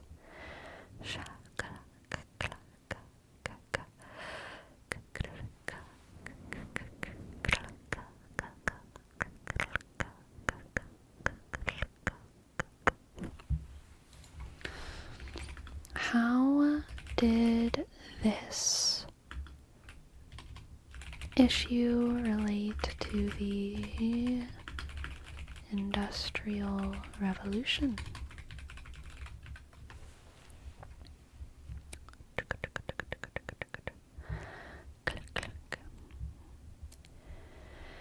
The issue of protectionism versus free trade in the 1888 presidential election was closely related to the ongoing effects of the Industrial Revolution of the United States. Here are some key connections. The Industrial Revolution had transformed the U.S. economy, particularly in the Northeast and Midwest. Many industries that had grown during this period, such as steel and manufacturing, favored protectionist policies to shield them from foreign competition. Economic transition. The U.S. was transitioning from a primarily agrarian economy to an industrial one. This shift created tensions between agricultural interests, which often favored free trade, and industrial interests, which often supported protectionism. I feel like nowadays, agriculture and industry is like kind of the same voting bloc, but maybe the tech industry specifically is like a different voting bloc. Do y'all feel like that's true? Or am I just like making that up? I feel like common industry and ag are like mostly united politically. But I think big tech is kind of like somewhere sometimes they align, but only like because of a coincidence.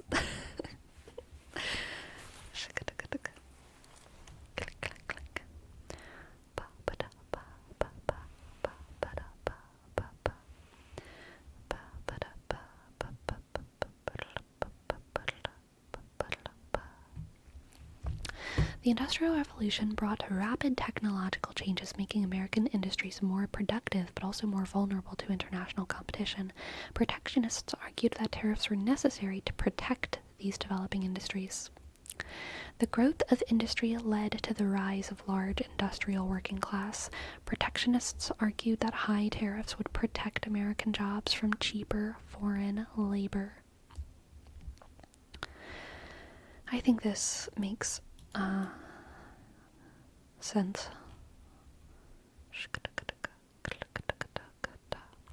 The idea of protecting infant industries until they could compete globally was rooted in the experience of industrialization. This concept was central to the protectionist argument. The Industrial Revolution had increased the volume and importance of international trade. This made trade policy a crucial issue in national politics. The uneven pace of industrialization across the country contributed to regional differences in trade policy preferences. Industrial areas tended to favor protectionism. Yep. High tariffs were a significant source of federal revenue, a legacy of financing the rapid industrial growth and infrastructure development of the post-Civil War era. The boom and bust cycles characteristics of the industrial era influenced attitudes towards trade policy, with protectionist sentiments often rising during economic downturns. The Industrial Revolution had led to the formation of large corporations and trusts. Democrats argued that high tariffs benefited these entities at the expense of the consumers.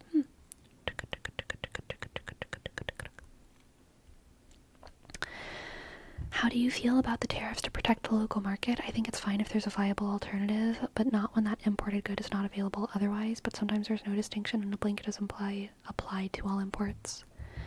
I have a deep sympathy for the existence of tariffs being a protectionist strategy for American industry, but I think it all hinges on one very specific and important thing, which is how the government is using its money. That is what everything is about. If we're going to be giving the government more money, then the government has to use it to serve the people. I don't want to give the government money unless I have confidence that that money is going to be going to schools and hospitals and necessary defense, exactly, CGX. And that makes it a policy idea that changes with every administration, changes with every government, because it depends on what's going on. You know what I mean? I don't trust the US government to kind of eternally be pure when it comes to what they're doing with our tax money. I think a lot of things that they're doing are good with our tax money. I am pro giving the government money so that they serve the people effectively. But whenever it seems like they're serving the people ineffectively, I'm like, hey, maybe don't take the money. Maybe I could serve myself more effectively. So, I think tariffs, the idea of tariffs just depends on the government in power. It just depends on the government in power. I think tariffs are a great idea if the government in power is one that will effectively serve the people. Because tariffs are paid by us. Tariffs are paid by us, and so we'd better benefit from it. That's my position. I don't really care about foreign competition as much as I care about protecting the American people, protecting our industry, and also protecting our social security, protecting our education, supporting governments that they support us. Right? But yeah, if they're not doing that, then no thanks. No thanks. If that government is disappearing into the pockets of greedy politicians, then no thanks. So true, and Olivia. Cardi B said it best. People don't mind paying taxes if they get something back for it. Yeah.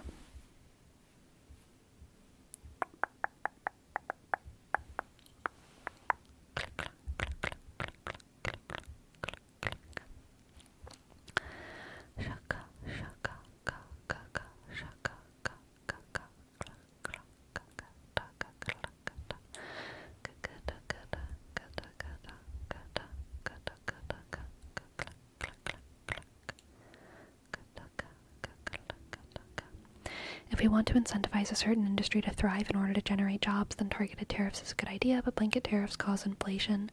And depending on the industry, it might not even incentivize companies to build factories locally. Yeah, and I mean, like, what they're saying with this election is that they're coming out of an era of high tariffs, right? So in 1884, Cleveland issued big, huge tariffs, and it resulted in a surplus. It just resulted in a surplus, in a government surplus of money that wasn't going anywhere and wasn't doing anything. So people got pissed off at the tariffs because it was just creating a budget surplus.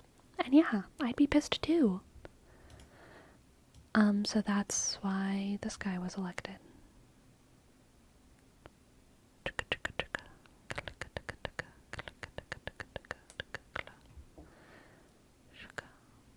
Wait, maybe I said that backwards.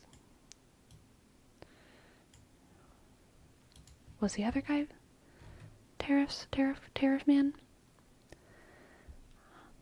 High tariffs were the Republican position? Oh yeah, maybe I said that backwards. The Democrats, led by Grover Cleveland, called for lowering tariffs. Oh, okay. So the argument against it was that there was government surplus, but the people still were like, maybe more is better. Maybe more is better.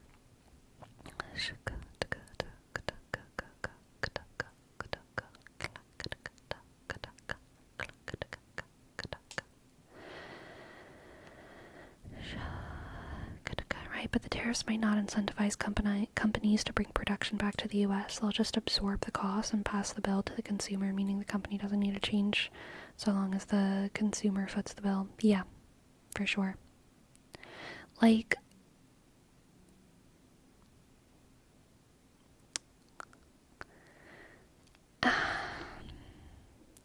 there's no economic policy where we're getting free shit.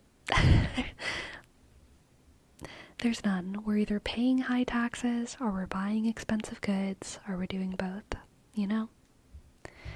And, that's the way it is.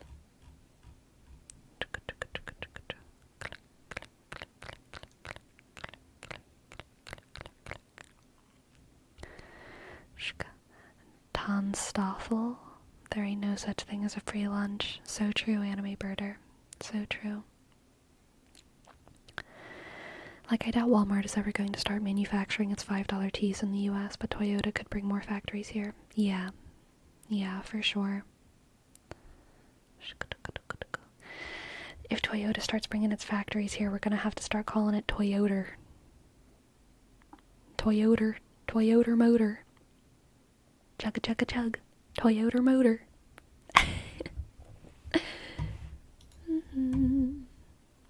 Click, click, click, click, click.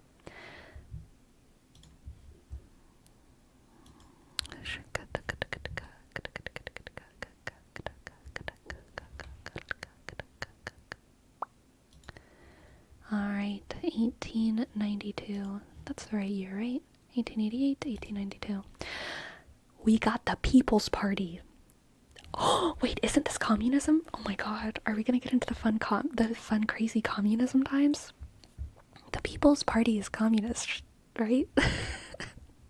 I know there was an actual communist party, but I think the People's Party was like the proto-communist party. And this is the time, okay? Communism is spreading across Europe. People are getting inspired. People are starving each other. People are murdering their political adversaries. People are shutting off trade. People are building walls. All kinds of crazy shit is happening. Okay, the United States presidential election of 1892 was held on November 8th, 1892. Former President Grover Cleveland ran for re-election against the incumbent President Benjamin Harrison, also running for re-election. Cleveland defeated Harrison, thus becoming the only person in U.S. history to be elected to a second non-consecutive presidential term until today. Cleveland, who had won the popular vote against Harrison in 1888, lost the electoral vote, which cost him re-election. He won both the popular and electoral vote in the rematch election. The campaign centered mainly on the issue of a sound currency. A sound currency. ASMR. The currency of ASMR. The sound currency. The new Populist Party, formed by groups from the Grange. What is the Grange? I feel like this is the Grange. The middle. I feel like that's the Grange, but I can't be certain. The Farmers' Alliances and the Knights of Labor polled more than 1 million votes, but Cleveland won easily. A lot of new states, Idaho, Montana, North Dakota, South Dakota, Washington, and Wyoming become states during this election cycle. In Oregon, voters chose electors directly. California, voters chose electors directly.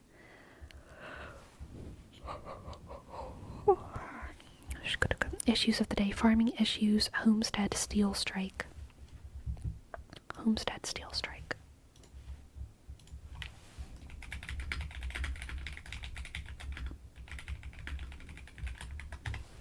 What was the homestead steel strike? The homestead strike was a major labor dispute between the Carnegie Steel Company and its workers that occurred in 1892 in Homestead, Pennsylvania. The strike began on July 1st, 1892, after negotiations failed between the Amalgamated Association of Iron and Steel Workers Union and the Carnegie Steel over a new contract. The company wanted to cut wages and break the union's power. Henry Clay Frick, the company's manager. That sounds like such a shitty boss name. The company's manager locked out workers from the Homestead steel plant and built a fence around it, topped with barbed wire. On July 6th, there was a violent confrontation between striking workers and 300 Pinkerton agents hired by Frick to protect strike breakers. Dang, that's intense. This resulted in deaths on both sides. At least 7 workers and 3 Pinkerton agents were killed. This man had a little army. To protect the strike breakers. A little mini militia. Pennsylvania Governor Robert Emeroy Pattison sent in 8,500 National Guard troops to take control of the plant and town. The plant reopened with non-union workers. Union leaders were arrested on various charges, though most were eventually acquitted. The strike ended in defeat for the Union. It effectively broke the power of the Amalgamated Association of Iron and Steel Workers, setting back steel industry unionization efforts for decades. Cat, you're distracting me from pronouncing my words properly. What is it that you want? She just wants to sniff the ground. The Homestead strike became a symbol of the labor era's tensions and the struggle between workers and powerful industrialists. It highlighted issues of workers' rights, the role of unions, and the use of private security forces in labor disputes. Though Carnegie was in Scotland during the strike, he had given Frick authority to break the union. The violence conflicted with Carnegie's public pro-labor stance, damaging his reputation. The Homestead strike was one of the most serious labor disputes in U.S. history and has had long-lasting impacts on labor relations in the steel industry.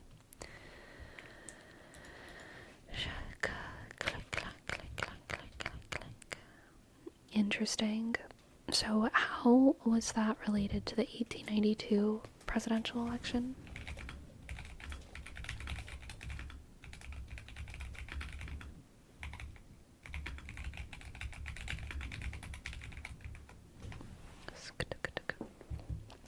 Welcome, Morsinius. Welcome to the chat. Glad to have you. Glad to have you.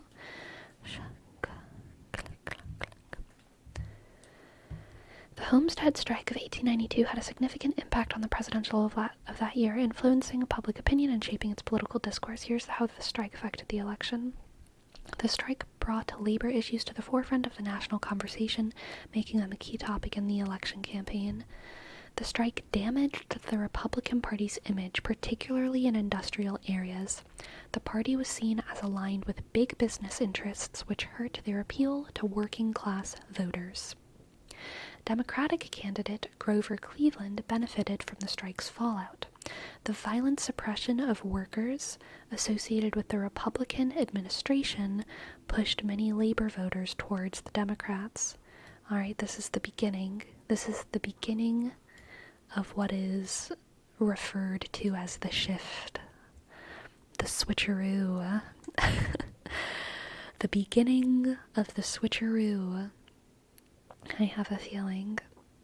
The Populist Party, which had a strong pro-labor platform, gained support in the wake of the strike. Their candidate, James B. Weaver, collected over 1 million votes, indicating growing dissatisfaction with the two major parties on labor issues. The strike had a particularly strong impact in Pennsylvania and other industrial states where labor issues were most salient. Cleveland's victory in these crucial states was partially attributed to the backlash against the handling of the Homestead Strike. Yep, so this is when the Democrats are starting to win back the industrial northern states. The industrial northern states. The South is still fully Democratic, though, so that's interesting. It's really just that it's not so much that right here an ideological switch is happening, as much as it is that the Republican Party is just completely losing popularity, at least for now, and the Democratic Party is becoming pro-labor. Pro-labor. And we have the People's Party, of course, as well, or the Populists Party. The strike highlighted the debate over tariffs, a key issue in the election. While Republicans argued that high tariffs protected American voters, the Homestead Strike undermined this claim by showing that protected industries could still mistreat workers. Huh. Imagine that. Oof. Imagine that. It's kind of, that makes me sad. Like, part of the reason why we outsource so much labor is because it's cheaper in other countries, obviously, right? Getting all of our t-shirts made in Indonesia is way cheaper, and they don't have as many protections over there. If we keep all of that work in the US, there might be a lot of pressure from the consumers to, keep things just as cheap. And the people who are going to pay for that are going to be American workers who are pressured to work faster. Faster? Less breaks? You know what I mean? Potentially.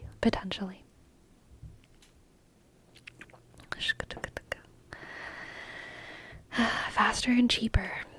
The violent suppression of the strike shifted public opinion somewhat in favor of labor, benefiting candidates who were seen as more sympathetic to workers' rights. The Homestead Strike thus played a significant role in shaping the political landscape.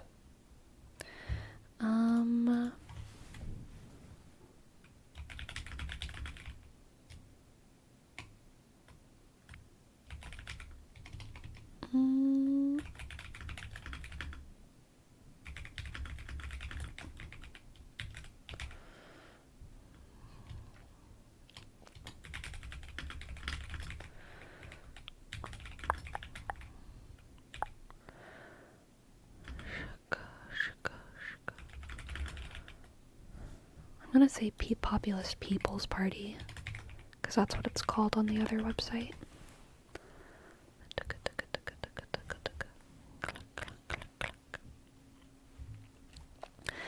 The Populist People's Party originated in the late 19th century as a political movement representing the interests of farmers and laborers, particularly in the Midwest and the South. Here are some key points about its origins. The Farmers Alliance, established in Texas in the 1870s, aimed to end the crop lien system that had impoverished many farmers. The Grange, National Grange of the Order of Patrons of Husbandry, founded in 1868, advocated for rural communities. The Panic of 1873 led to depressed wages and plummeting agricultural prices. Right, this was the Great Depression. Before the Great Depression, this was what people called the Great Depression. The economic panic of 1873 used to be called the Great Depression. Until the Great Depression, then we started calling it the Panic of 1873. Fun. Growing corporate monopolies, especially in railroads and banks, were seen as threats to farmers' livelihoods. In 1891, the People's Party, also known as the Populist Party, was formally established as a political party. It was formed by a coalition of farmers, laborers, and middle-class activists. The party held its first national convention in Omaha, Nebraska. They nominated James B. Weaver as their presidential candidate. The party adopted the Omaha Platform, which outlined their key principles and demands. The party advocated for government ownership of railroads and communication systems. They supported free silver coinage, a graduated income tax, and direct election of senators. The platform called for reforms in the election process, including secret ballots. The Populists' Party sought to restore the government of the Republic to the hands of the plain people. They viewed their goals as aligned with the original intent of the Constitution. So I don't think they sound very communist to me. I think they are not communist. This government control of railroads and communication systems is obviously a little bit big government, but this doesn't feel super influenced by communism, but maybe it is. We'll see. Did they have anything to do with communism? Let's see. Yeah, they did not have ties to communism. But there are some important points to consider. More socialists than communists? Yeah, perhaps. The populist movement in the late 19th century USA was distinct from communism. It emerged as a response to economic challenges faced by farmers and laborers, focusing on issues like the crop lien system, corporate monopolies, and economic inequality. While both populism and communism critiqued economic elites, their ideological foundations were different. The populists sought to restore the government to the Republic to the hands of the plain people with the existing constitutional framework rather than advocating for a communist revolution. Ah, okay. So no revolution talks. The Populist Party platform included demands like government ownership of railroads and communication systems, free silver coinage, a graduated income tax, and direct election of senators. These were reformist rather than revolutionary. Unlike Marxist communism, which focused on the proletariat, the populist movement had a broader conception of the people, including farmers and middle-class activists alongside laborers. Later developments. While the original populist movement was not communist, later political developments in other countries sometimes saw a blending of populist and communist ideas. For example, in post-communist Eastern Europe, some parties combined national populism with nostalgia for certain aspects of the communist era. What website are you using for these elections?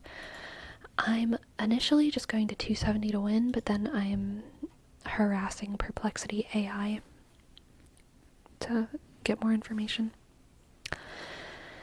Some critics of the populist movement, both historically and in modern times, have accused populists of being aligned with or susceptible to communist influence. However, this was often more of a political tactic. Yeah.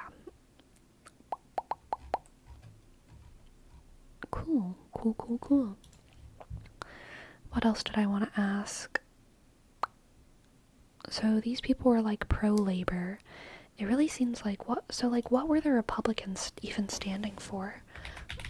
What were I guess tariffs were the main issue, but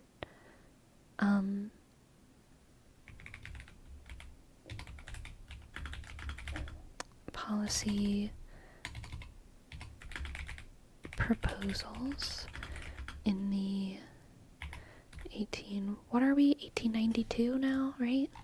In the 1892 presidential election. Let's see.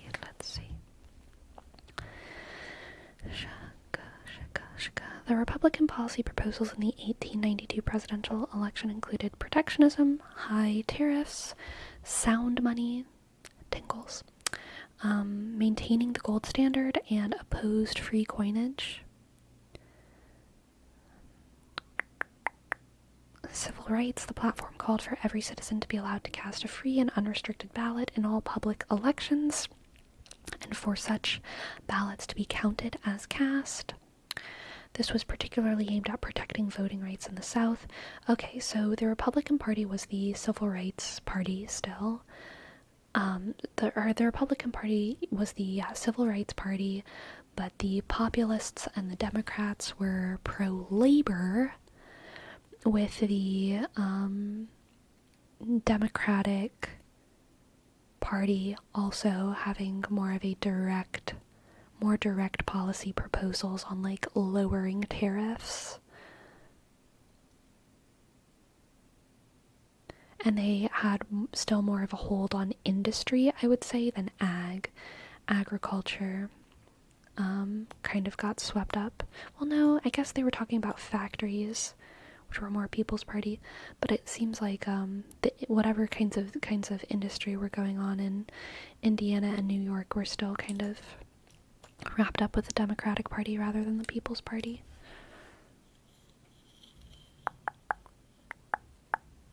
Nicaragua Canal. They supported the construction of the Nicaragua Canal as a measure of national defense and to build up American commerce.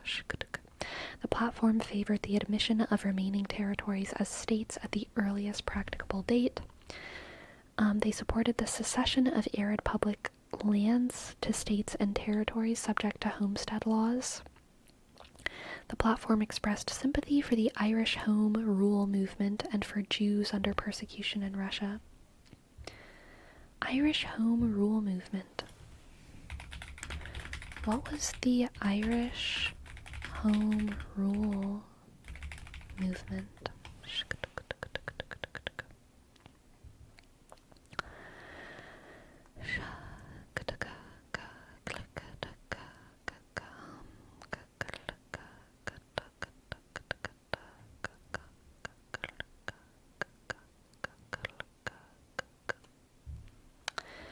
The movement began in the 1870s with the formation of the Home Government Association by Isaac Butt.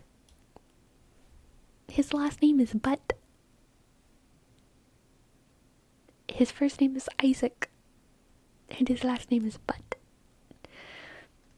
That's pretty funny. Home Rule aimed to create an Irish parliament in Dublin that would have control over domestic affairs while remaining part of the British Empire. So it was basically Irish independence a little bit. This was different from earlier demands for complete independence. Alright, so flirting with Irish independence. The Irish Parliamentary Party, representing the Home Rule movement, often held the balance of power in the British Parliament. Alright, so it seems like the Republicans were generally more interested in helping foreign persecuted peoples, including the Irish and the Jews in Russia and the Irish in the UK, and they were also interested in making sure that people living within the US were counted as citizens and got to vote. So people living in these less settled places, I would assume the Republicans are fighting for them to vote, as well as fighting for Black Americans in in the South and in the North, making sure that their votes counted. So the Republican Party is very much the civil rights, kind of pro-statehood, pro-citizenship party, and also pro-high tariffs. High tariffs. The Democratic Party is low tariffs, big on industry, less interested in civil rights, and the People's Party, or the Populist Party, is very pro-labor. That's the story that we're getting here. K-Song, thank you so much for your tip. I would love to give you a reading. I would love to give you a reading. Yes, absolutely. I will give you a reading, and then after that, I will go on my break. Let's see what the cards have for K-Song.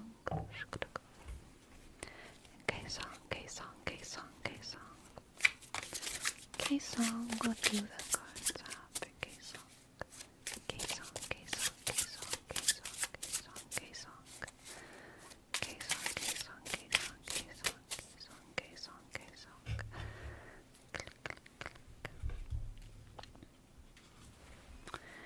We have the Hermit, the Knight of Swords, and the Queen of Swords. The Hermit, the Knight of Swords, and the Queen of Swords. Alright, this is being very assertive when it comes to fighting for what you believe in, but doing it in a very subtle way when it comes to your public image. This is being a private warrior, a doer, not a politician, but a fighter for what you believe in. Also in this reading is the message that your self-discovery will be achieved through your version of saving the world. Engaging with the world and engaging in making the world a better place is your tool of self-discovery. K-Song. So if you fight for what you believe in, if you fight to make the world around you a better place, you will discover things about yourself and your purpose and your mission in life. A lot of people do it the opposite way, where they meditate for a long time in a cave about how they want to change the world, and then they find themselves and they go change the world. This reading is saying no. Change the world and you will find yourself. The fight is your cave of meditation. The battlefront. And in that fight, you will have very good judgment and very good intuition about how to deal with conflicts that arise. So trust your intuition and trust your judgment. Don't try to be someone who you're not. Again, this reading is anti politician. You're not trying to be a people pleaser, trying to convince people. You are focused on achievement. And you have the ability to achieve everything that you set your mind to, as long as you stay focused, and as long as you keep that faith in yourself, okay? Sorry for that noise. Let's get an oracle card for you as well.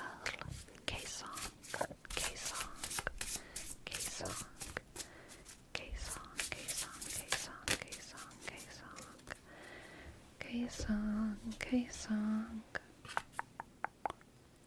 We have the Bat and Hellbore. Intuition. What did I say, K-Song? What did I say? Trust your intuition. Trust your intuition. Trust your intuition. Don't lose sight of yourself. And remember that your cave of self-discovery is the battlefront, okay? Your crucible is the battlefront. And as you fight to make the world a better place, you are making yourself a better you. As you fight for the external, you are transforming the internal. You are transforming the internal.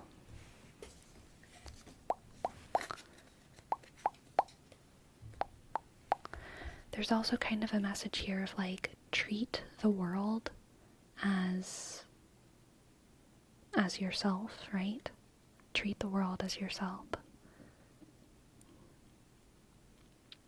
Fight to make the world better as a way of like self-healing, a way of self-healing. Okay. Thank you for letting me read for you. I hope that you enjoyed, and I hope that it resonated. And thank you very, very much for your tip. Thank you, thank you, thank you, thank you, thank you. Thank you, thank you, thank you, thank you, thank you. And hello, Agan. Welcome to the stream. I'm so sorry that you're feeling sick today. I am going to take a quick 5-minute break, and then I shall be back for more presidential history. I will be back soon, soon, soon.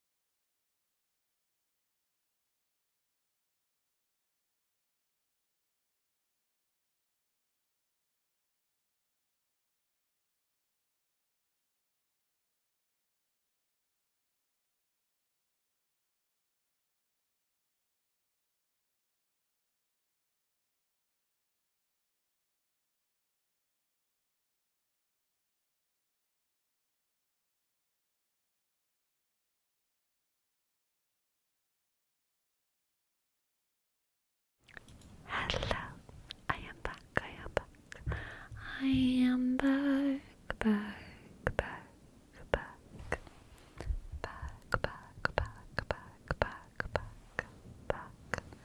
Click, click, click, click. I am back. What dost thou proclaim? Thank you for asking, Destructicon. I proclaim that I too am so excited for the next episodes of Arcane. Oh my god. I watched the first 3 episodes all in one night. I think it was the 2 nights ago. It was the 12th, the night of the 12th. It's so good. It's so good. But I feel bad because I don't play League of Legends anymore. And not only do I not play League of Legends, but I also haven't played in a couple years now. And I feel like there's characters that I'm supposed to recognize and I do not recognize them. I kind of feel like, I'm supposed to know what's going on right now, aren't I? But I have no idea what's going on. No idea what's going on. Victor makes me cry. Dude, Victor is such a good character. The final fight between Vi Kate versus Jinx Savika was so intense. Yes. Yes, it was. Yes, it was. All the girlies were fighting their trauma and all the boys were just being divas and touching a cube. So true. Oh my god, it's so good. Yeah, no, Victor and Jace, I think, are wonderful. Kate and Vi are absolutely wonderful. But some of the people that I feel like I'm supposed to know more characters in this, like, built over, defense police force team. Maddie, the little, like, redhead girl, I feel like I'm supposed to know who she is. I feel like I'm supposed to know the drunk guy with the shield. I feel like I'm supposed to know the fish-looking person who doesn't talk. Am I supposed to know who they are? Because I don't know who they are. Are they, like, playable characters? They're all Arcane originals? Okay, because the drunk guy, had such a, like, they were hiding his face. You know what I mean? They were hiding his face the first time you saw him, as if it was gonna be, like, a big reveal who he was. But maybe he was just a no one. I don't know, but it was a weird moment. They were just showing his side, they just had his voice, they were just showing his feet. I was like, is this gonna be a guy that I know? And then they finally, like, panned up to his face, and I was like, I have no idea who that is. I have no idea. And then Amara was her name, right? The merchant person with, like, the rose in her hand and, like, all the, like, dark tendrils. I feel like I'm supposed to know who she was, but I did not know who she was. Not at all. I straight up thought they were all lead characters that I didn't recognize because they really don't introduce them at all. Yeah, for sure. Amara just got added to League. Gotcha.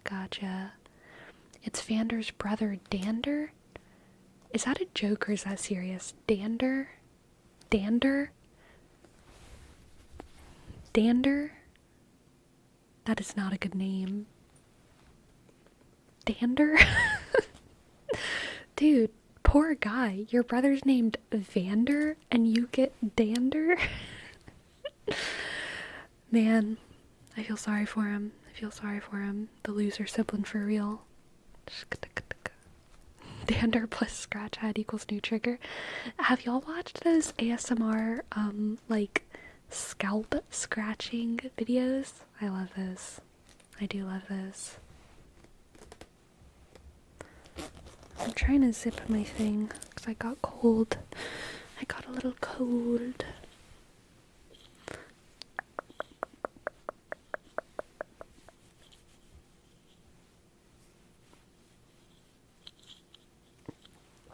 This may be a little off topic, but can I tell you about my book update? Absolutely, you can. My eyes are a little bit tired from reading my computer. I am deeply invested in the, like, the story of this presidential election stuff, but, like, literally my poor eyes, I can't handle it right now. cannot handle it. I cannot handle it. I cannot handle it. I cannot handle it. Do y'all like the lighting better when I have like a big white screen over here? Or when it's like a dark screen? Does it matter? Do y'all have a preference? I kind of like the dark screen, but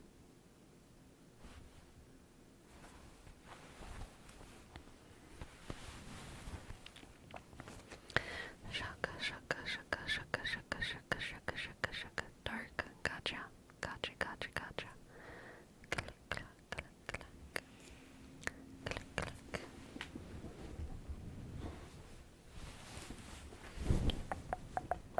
The dark is better because less glasses reflections. Yeah, I believe that. I believe that. I forget this is an ASMR stream sometimes. Girl, me too. Me too, sometimes. Just sometimes. Just sometimes.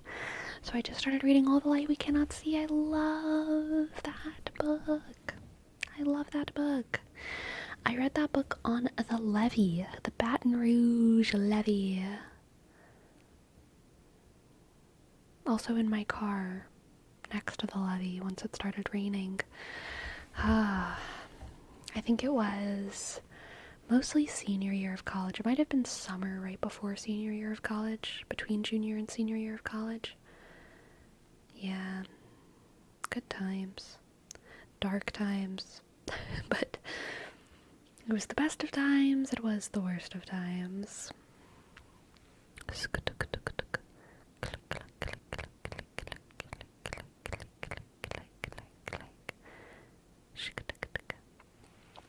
Were you drinking whiskey and rye? Every day while I was reading All the Light We Cannot See.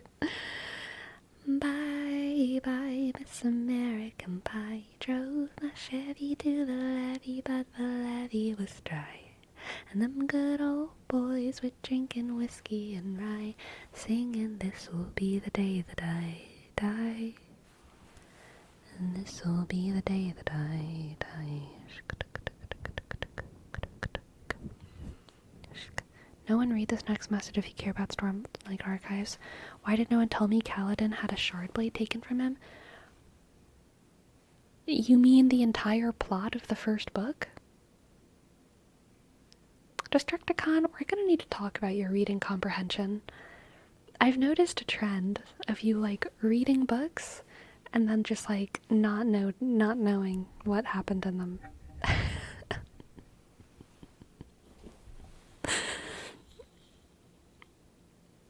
They didn't mention that in the Cliff Notes. Apparently not. Apparently not. He was betrayed, but they didn't say he had a shard blade. Well, he won the shard blade in the fight. That was like the point. He was the rightful owner of the No. That was not his general, whoever he fought. I can't remember the name of the guy he fought. The guy he fought, he rightfully won that shard blade. And then General Amaram? Amaranth? Amaram? His own general stole his shard blade. Stole Kaladin's rightful shard blade. That he won from the guy that he fought. Which wasn't the guy that he fought Shallan's older brother? Am I remembering that right? Didn't Kaladin kill Shallan's older brother in battle? Am I remembering that? And it was it's kind of like a big deal, actually. And if you read the books, you should remember that part.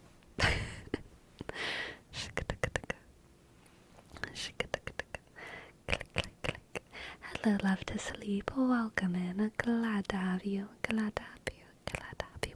So, I think it was in episode 3 of this Arcane drop, although it might have been episode 2. I watched them all together, so they kind of blur together. It might have been episode 2. Whenever Jinx throws her pow arm to the other Zon fighter muscle girl, and then they both fight Rat Boy, Svika. And Get Jinxed plays while they fight with Pow Pow Arm. I didn't like the sound design in that moment. I love the show. I'm just like, I'm just like doing the annoying thing where the only things I can talk about in detail are like the things I didn't like very much. That was like one of the only moments where I was like, I don't like the sound design right here. I wouldn't mind, because, the thing was that Get Jinxed was playing from the arm. You didn't like the cartoony Jinx sound effects. The cartoony sound effects were fine. It was specifically the sound of the song that sounded bad to me. It sounded bad, which is weird because I like the song. But they made the song sound like more like crunchy and shitty, like it's playing on a bad speaker. Yeah, and I don't mind the bad speaker for a little while. But it was like a long time, and I didn't like really how they balanced it with the combat sounds. It just like kind of sounded bad to me, the song, so I didn't like that. But the fight itself was great. The fight is great.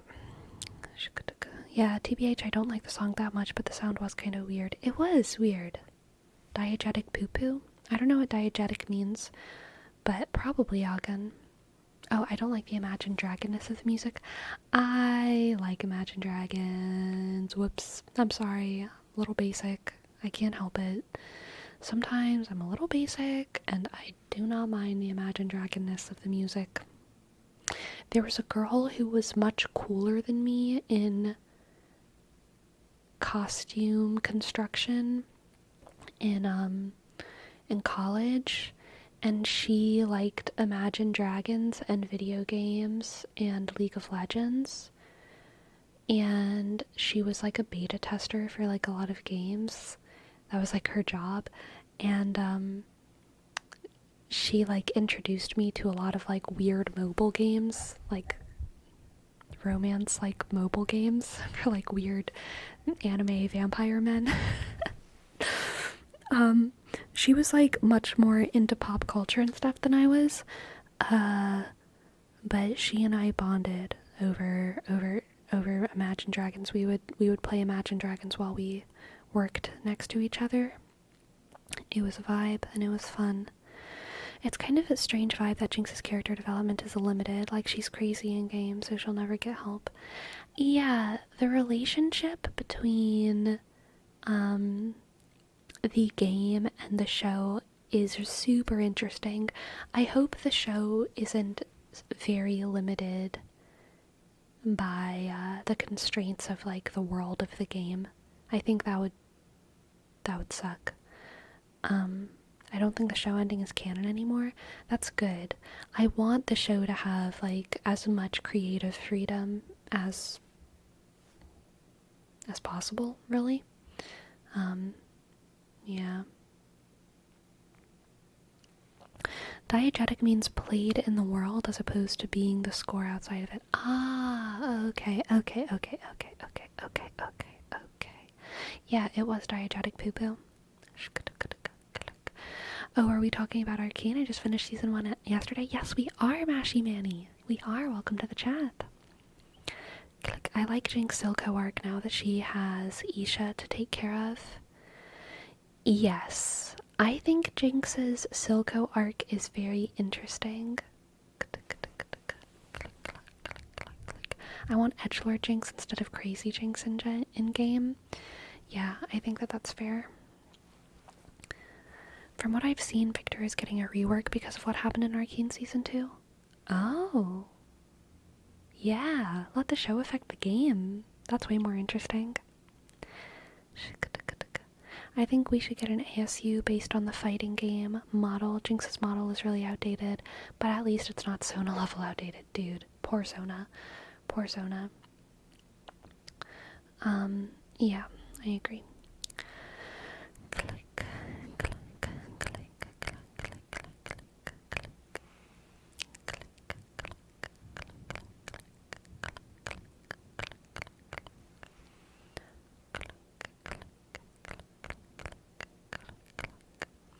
Silco was such a good character. Um, I definitely had a moment though where like Silco's character was very cool, I remember. And then I went on TikTok around the time when Arcane season 1 was like really hot and really fresh. And the actor, the voice actor for Silco was on there.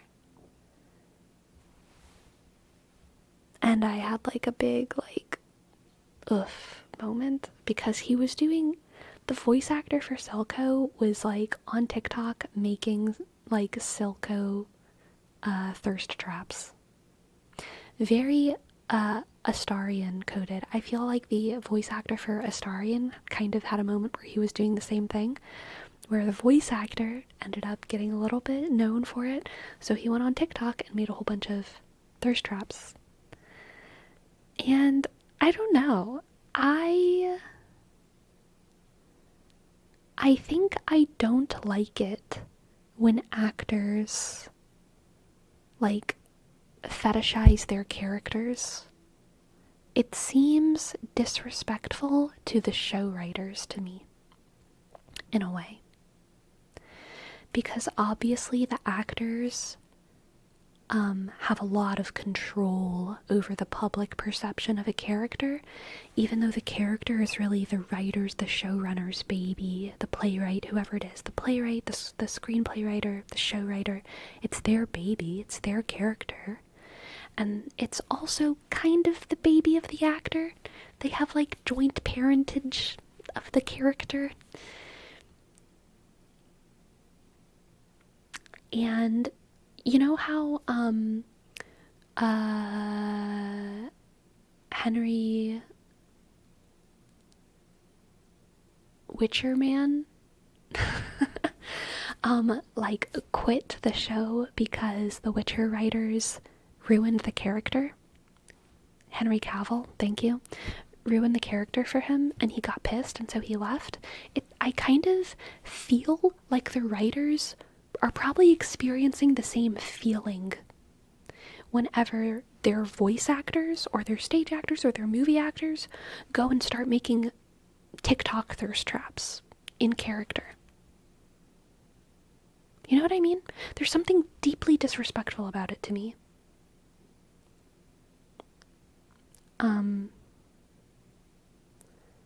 Where I just feel like, how about you don't do that? One is canon, one isn't. That's true, there's a difference. But I don't think that the difference changes the spirit of the sin. Like, either way, you are taking the character and putting it on this public platform, and like playing into the public perception of the character to please people. You're taking a character and using it to just please people. Isn't being a thirst trap kind of the entire point of Astarion? Yeah, Astarion definitely has a little bit more freedom in that regard than Silco. And also, like, I don't know how the writers felt about this. Maybe the writers are all super fine with it. So, like, I'm just operating from my feelings. But yeah, I feel like it is bad taste and bad form to take a character out of their world, to put on their voice, and maybe one of their accessories, like a hat or a bracelet, and then make thirst trap TikToks about them directed at the TikTok people. It seems in bad taste to me.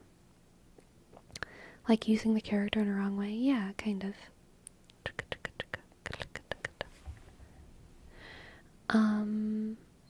That said, I don't have an issue with people who aren't the voice actor, like making thirst traps. Like if people want to go make like what's that show that I'm thinking of? What's that show? I can't think of it. if people want to go make light Yagami thirst traps or whatever, I'm chill with that. I'm chill with that. Like, whatever. If people want to go make Sailor Moon thirst traps, whatever. I'm chill with that. But whenever it's like the actual creator or the voice actor or the actor or whoever, like taking that character out of their context and using them in that way, I just feel like it's in bad taste. So I know that I have a double standard there. And maybe that's like wrong of me, but it's just it's a feeling because it feels endorsed. Yeah, maybe kind of feels endorsed. Yeah.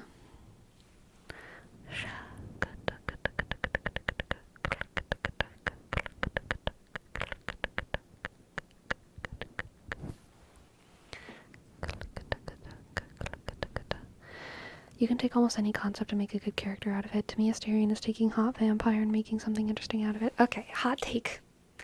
Edward Cullen, way more interesting than Astarion. Astarion did not feel interesting to me.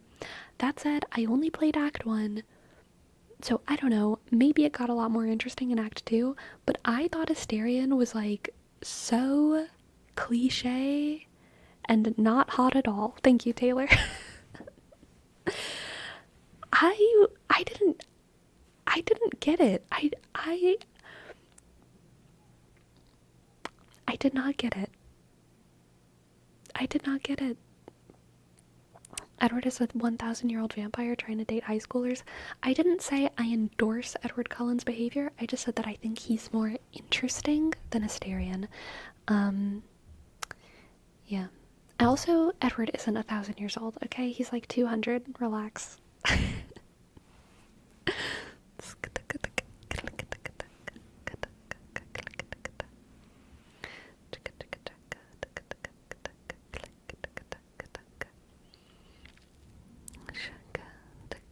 Yeah, gotta play the whole game. Gotcha. Maybe it does get more interesting.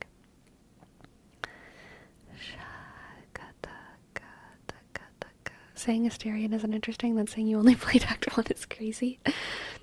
Look, I will say it again. Okay? I'll say it again. If he starts getting interesting in Act 2, then they didn't make him interesting soon enough. Alright? That's like when people are trying to convince me to read Malazan, and they're like, on the third book, it'll start getting good. By the fourth book, you'll understand it. Saying you don't like Malazan when you've only read the first 3 books? Ugh. What a bad take.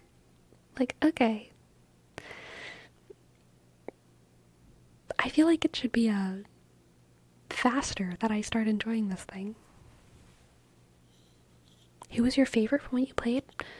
From a romance perspective? Probably Gale is his name, right? The wizard dude? But I didn't even like him. He was the best, but I didn't even like him that much. I didn't like any of them. Any of their romance arcs. Yeah.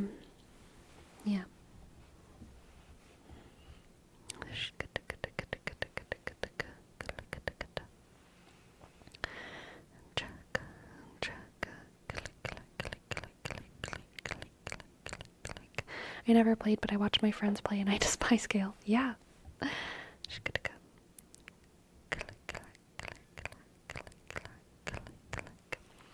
I like Larian games a little more than Owlcat games. NPCs are so much cooler. Gotcha. Oh, Owlcat games are... NPCs are cooler. I see. Shadowheart is at least lovable because she's a good conversationalist. I can't do Shadowheart. I can't do it. I can't do Shadowheart.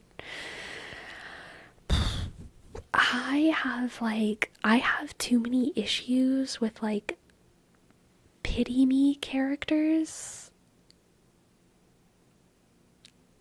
in real life to enjoy them in games, okay? I have too many... I don't need that in my fantasies. I don't need that. I don't need that. Shadowheart wasn't a pity me character? Yes, she was. She absolutely was. 100%. You can tell from her voice. I have to be so strong, but I'm actually really soft in the inside. I'm always blah, blah, blah, blah, blah, blah, blah, blah.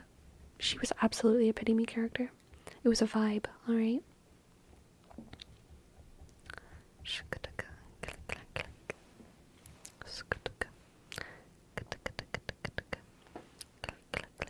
The whole, like, hard to get, it has a major crossover with Pity Me, alright? They're not two opposite kinds of characters. I know she, like, has this, like, hard stoic front at first where she's like, I don't like you, I don't trust you, I'm sworn to the moon lady, and I don't like people who don't like the moon lady, and I'm mysterious. Yeah, Pity Me. It's the same thing. She's an edgy edgelord, but not a pity me. I disagree. She's a pity me character. Because the whole thing is about her opening up and, like, finally feeling comfortable with you and finally trusting you. Because she's never trusted other people. And she seems really strong, but she's actually really weak. She just wants to be understood.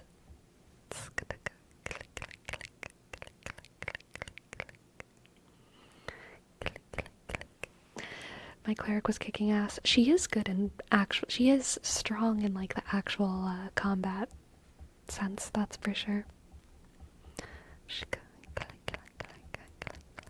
Lae'zel sucks. In my opinion, I don't care about the later character development. I don't know what happens with Lae'zel's arc, so I can't speak to it pretty much at all.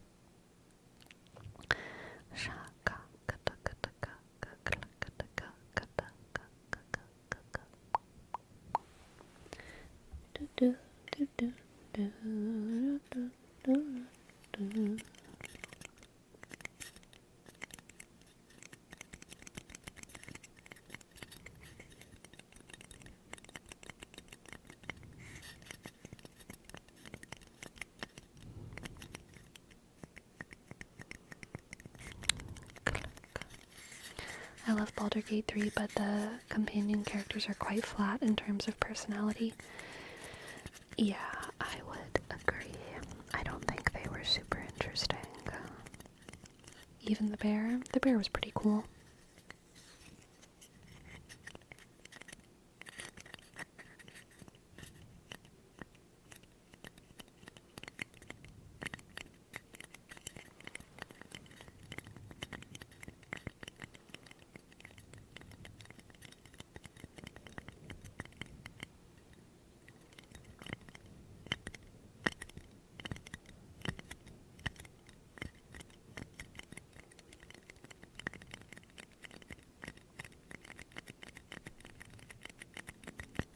Karlach was good. Karlach was sweet. I didn't play through a Karlach romance myself, but I've watched some of it, and I think she seems sweet. I liked her.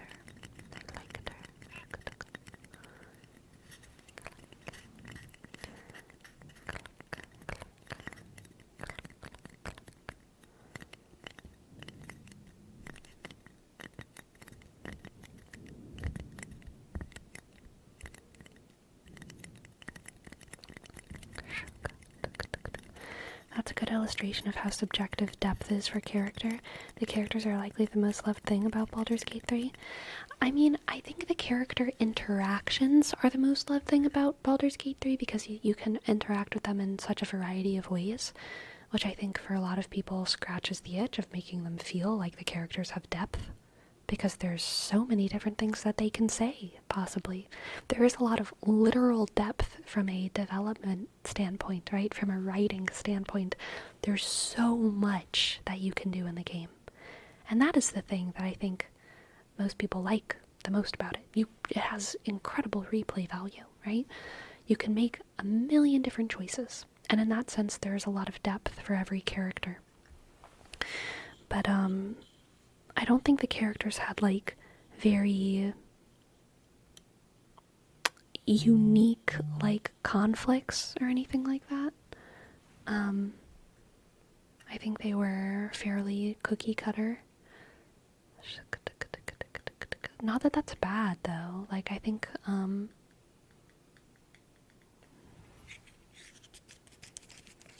cookie cutter characters are really good forms, like for a reason. You know, they're popular for a reason.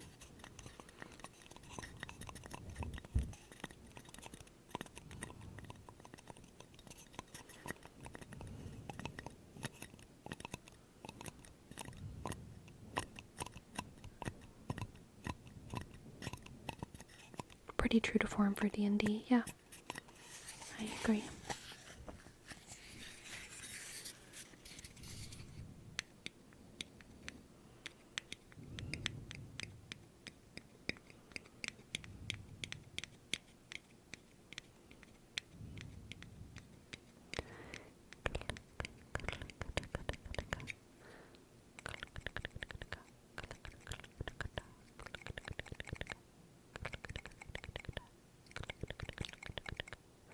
I'm still trying to wrap my brain around the depth of Edward Cullen. I also never said he had depth. I just said he was more interesting than Astarion, alright? That's all I said. He's more interesting than Astarion, and I stand by that. Like, he's a big nerd who really loves history and playing piano. He's also religious, even though he's a vampire. The idea of vegetarian vampires, you know, is a little bit stale now, but at that time it was an interesting concept. He's gone through high school like 10, 20 times. He's loyal to his family. There's a lot more interesting things there to me than Astarion's story.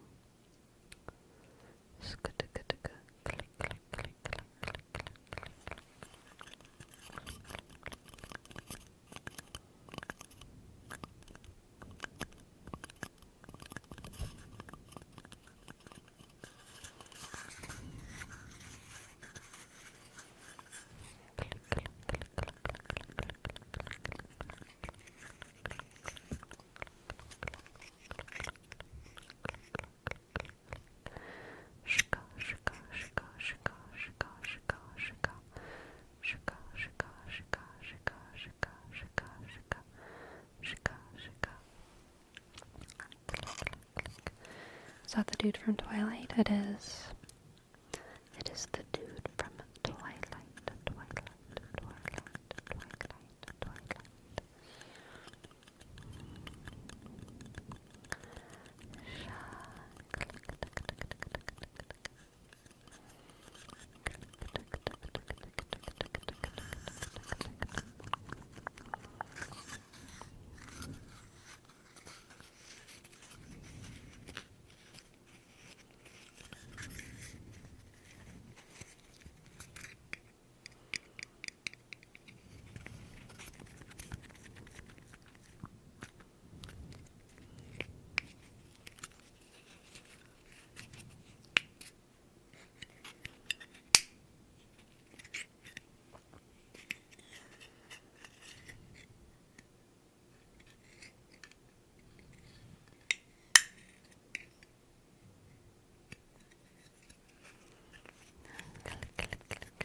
Loves history and playing piano, is religious, is a big old nerd, loves her family. Am I talking about Edward Cullen or always slightly sleepy? I don't love my family so much that I, like, live with them for my entire immortal life. That's another level, okay? That's another level.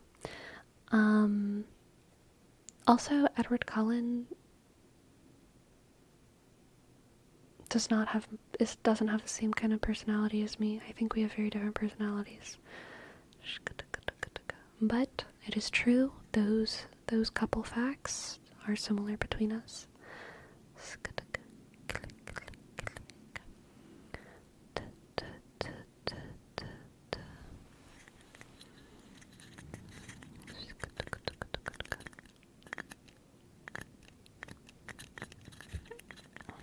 Edward Cullen is much more of a self-punisher than I am.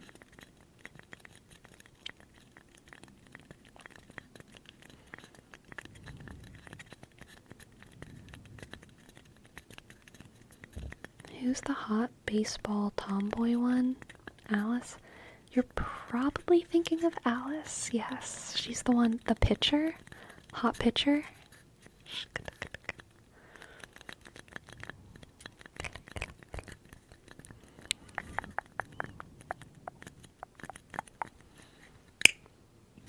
Alice is very good.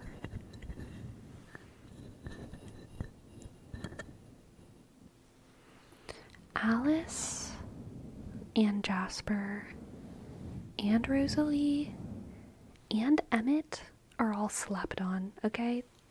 The other siblings are very cool in Twilight. Rosalie is a little bit of like an ice queen, but we've all been a little cold before to like, here's the thing. Rosalie comes, like, Bella has very human assumptions of Rosalie, which is like, Rosalie doesn't like me because I'm dating her brother. Rosalie doesn't like me because I'm another woman, and Rosalie's a woman, and Rosalie's very pretty, and she's just a mean girl. These are such basic human assumptions of Bella to have that she deconstructs through the course of the books when she realizes that Rosalie is trying to protect Bella from, like, the horrors of being a vampire.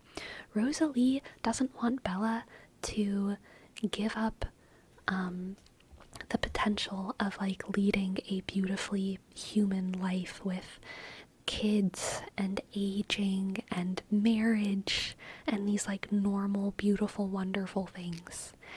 And Rosalie's coldness is because Rosalie sees what Edward is doing as abuse and as bad. And so Rosalie wants to protect Bella. Yeah. Rosalie's cool. But eventually Rosalie realizes that Bella really is in love. And so it's fine. It's fine, I guess.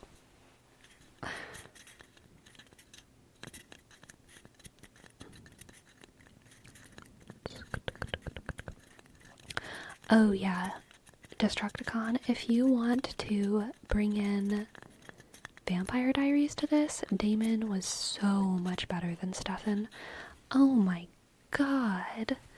Damon, the, like, bad brother, is so much better from the very beginning. Like, on all fronts. Stefan has such gross anger management issues. Very cringe. Very cringe.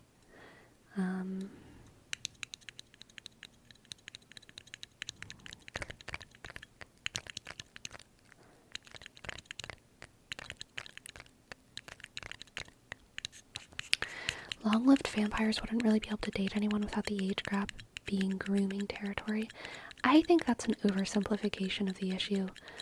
I don't think that, like, you can call it grooming when it's two, like, whole adults. Even if those adults are, like, one of them is 25 and one of them's 1,000.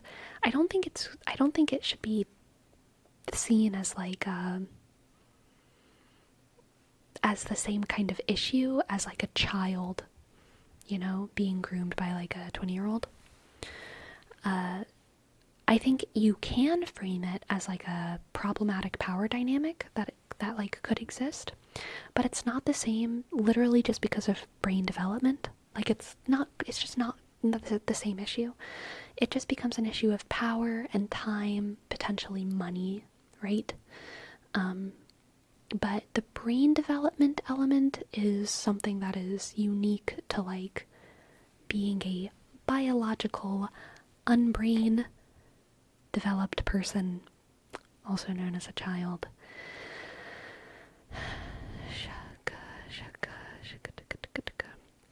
think the mental difference from 18 to 30 is much bigger than 30 to 1000. Yeah, I agree. I agree.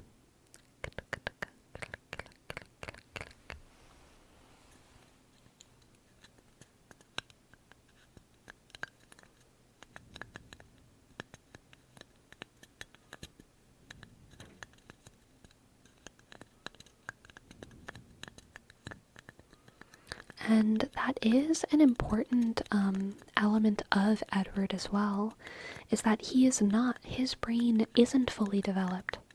He's 18, right? If I remember correctly. He's 18. He never got a 25-year-old brain. He is also not a child, but a young person. He is a young person up here. A young person who's lived a long-ass time.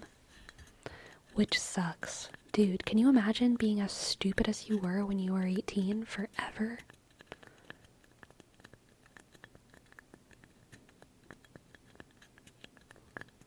That sucks.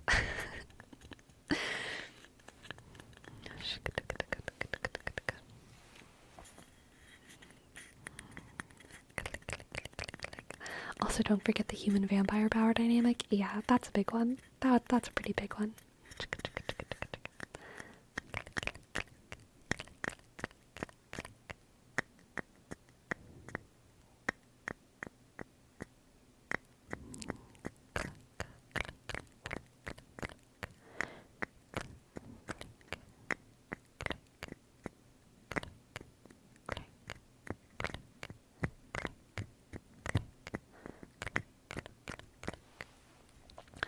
What about elves and humans dating? Like, an elf's brain at 30 is much more immature than a human's brain of the same age. If it's actually less mature, then yeah, that's not good. I mean, we don't have to talk about elves. There are humans that are like that. You know, there are people with like severe brain development conditions where, you know, their brain never develops past the age of any given age, you know, 2, 7, 10. Some of them are nonverbal their whole lives, right? Because their brain is stuck at 1.5, 2, and they're like 30, 40 years old. Obviously, they should not be treated like a 30 or 40-year-old. And if elves are in that same situation, where they are in a 30-year-old body, but they have the brain of a 5-year-old, then yeah, we should not be dating them. But I mean, obviously it depends on what fictional world we're in. If an elf's brain is the brain of an adult, then, like, you know, their brain's the brain of an adult.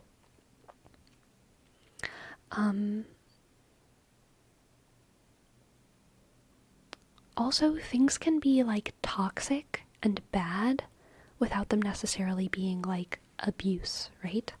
Some things are obviously abusive, but let's say weird power dynamic relationship between a 25-year-old and a 31-year-old, where the 31-year-old is emotionally immature, the 25-year-old is giving way too much to him, moving in with him, isolating herself, not because he's made her isolate herself, but because she's just obsessed with him and she moves across the country for him. This is like toxic. This is like probably bad, right? He is maybe like accidentally dismissive of her sometimes. Sometimes she like gets angry and like yells at him. This isn't like necessarily an abusive situation, right? But it's bad.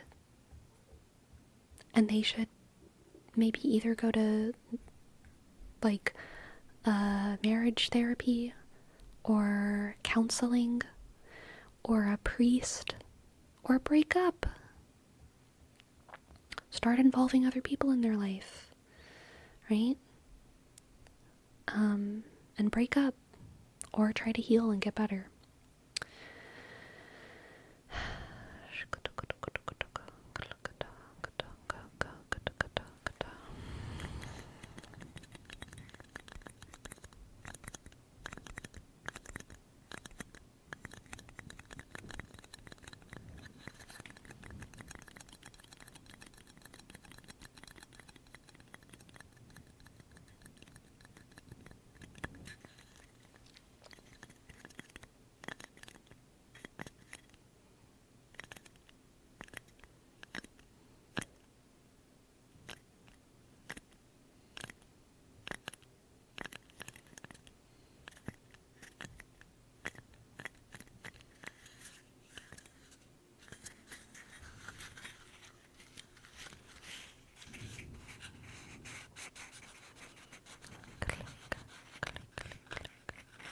Real talk though, Leo is kind of gross. Yeah. Yeah, the whole Leo DiCaprio relationship thing, kind of gross. Same with many Hollywood celebrities and musicians, including Taylor Swift. People like to throw that one under the rug, I think. But, she's had some very sus relationships. Yeah, and I agree with that, Oztrock. Like, once you're a certain age, I don't understand what you see in 18, 19, 20-year-olds. It's very, very odd.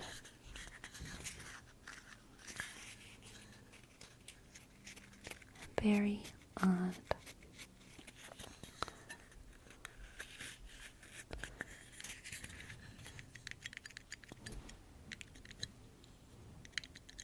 All lust, no sustenance. Yeah, it's either pure lust or it's delusion, right?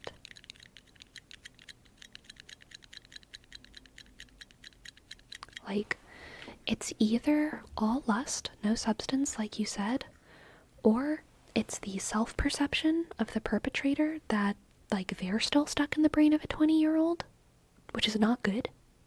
Not good. It's a sign of immaturity and trauma and fucked upness. That is not good. Or the delusion that the other person, the much younger person, is like somehow magically mature and not actually an 18, 19, 20-year-old like every other 18, 19, 20-year-old. Which young people often convince themselves of as well. But it's never true, okay? It's never true. Young people who are high charisma often get convinced by the world around them, by their parents, by their peers, by their suitors, that they are so mature for their age. It's just charisma. These are high charisma individuals. High charisma 15, 16, 17, 18, 19-year-olds.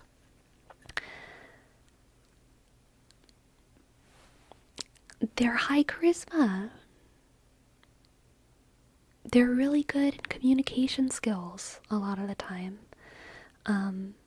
But they don't actually, I mean, their brain is the size of a 15, 16, 17, 18, 19-year-old. That is what it is. That is what it is. It can't not be. It cannot not be.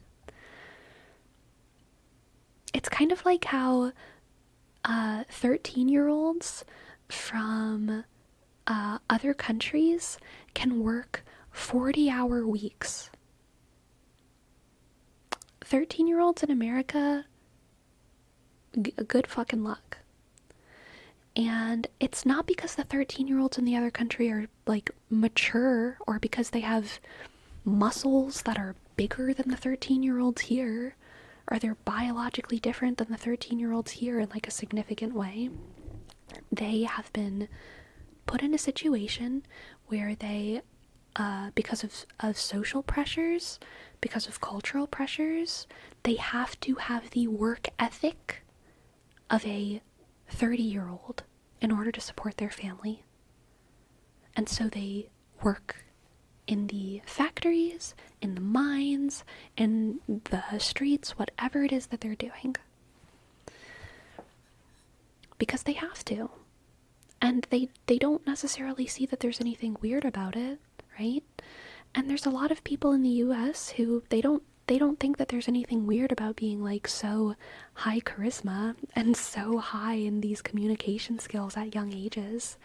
And these 13-year-olds who are working really hard, I mean, they can be really good workers, right? Like, child labor isn't bad because children aren't good at working. Child labor is bad because, like, it incentivizes the abuse of children, and we want to give children time to learn and grow and all of these things, you know?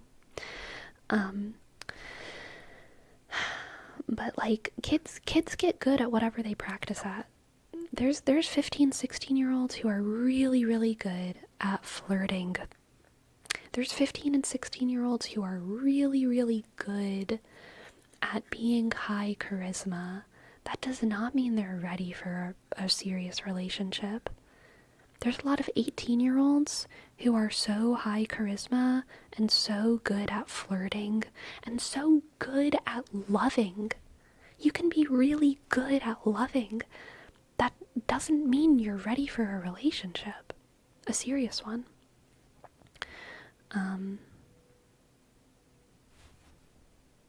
It's just not, your brain's the same size as everyone else at that age.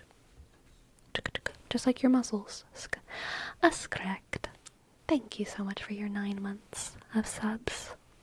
Thank you so much. Thank you so much. Thank you so much. Thank you so much. A click S C R sh E K click click D sh underscore. Thank you. Thank you. Thank you. Thank you. Thank you. Click, click, click.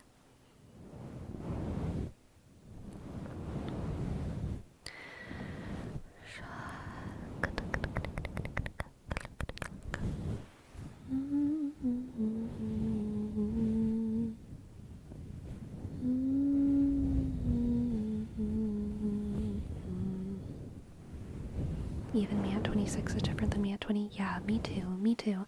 I'm 27 and like, I feel like I have been, well, I feel like I'm pretty much the same as the person I was when I was 25. But I feel like the person I was at 24, 23, 22, 21, 20, 19, 18, 17, 16, 15, 14, all radically different people. Every year I was blah, blah, blah, blah, blah, changing so much. But I will say 25 to 27 has been pretty consistent, so that's good. That's nice. Feels good. I'm sure more changes will come, but probably more slowly.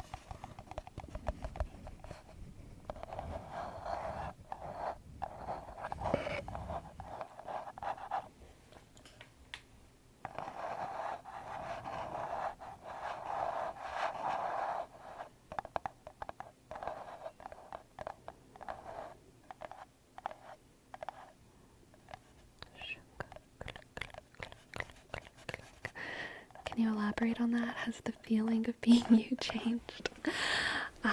Yes, the feeling of being me has changed, but that is more rare. What I'm talking about with the changes from 14, 15, 16, 17, 18, 19, 20, whatever. The feeling of being me hadn't changed during a lot of those years, but I changed my perspective on the world, my opinions about myself, all of those things changed a lot in those years. But the feeling of being me has probably only changed less than 5 times, for sure. They say your brain is done developing at 25, so maybe you're just locked in. I think that that's a myth. Okay?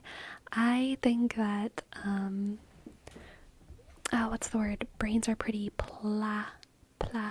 plastic? Neuroplasticity? Plastic? Is that the correct word? Neuroplasticity? Pliable. I think that's what I wanted. Thank you. For our entire lives, I think that they're more pliable at a younger age, but in the same way that, we can change literally every other part of our body if we work on it. I think that our brain is plenty adaptable.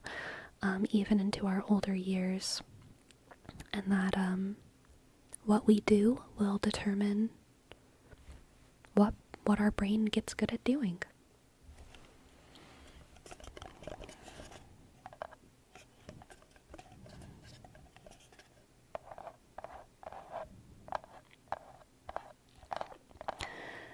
K-Song says a lot of people will say that when you're in the military you'll mature quickly, and to someone who's in the military, they don't mature quickly, they just get good at making it look like you mature really fast. Yes. Yes. Yes, yes, yes. And that is the same for any highly regimented, disciplined group, you know? So like being in band in high school makes you seem really mature, right? But really you're just really disciplined. You're just really disciplined, and there's a difference. And your discipline comes out in a very specific way, which is walking in straight lines and being quiet and listening to authority. The discipline of the football players comes out in being disciplined with their workout regimens, right? Not the same kind of discipline that marching band or band people in general have. But yeah, we're all just developing in different ways. Quack Attack says turned 25 over 2 weeks ago. I still feel the same as I did when I was 19, 20. Yeah. Interesting.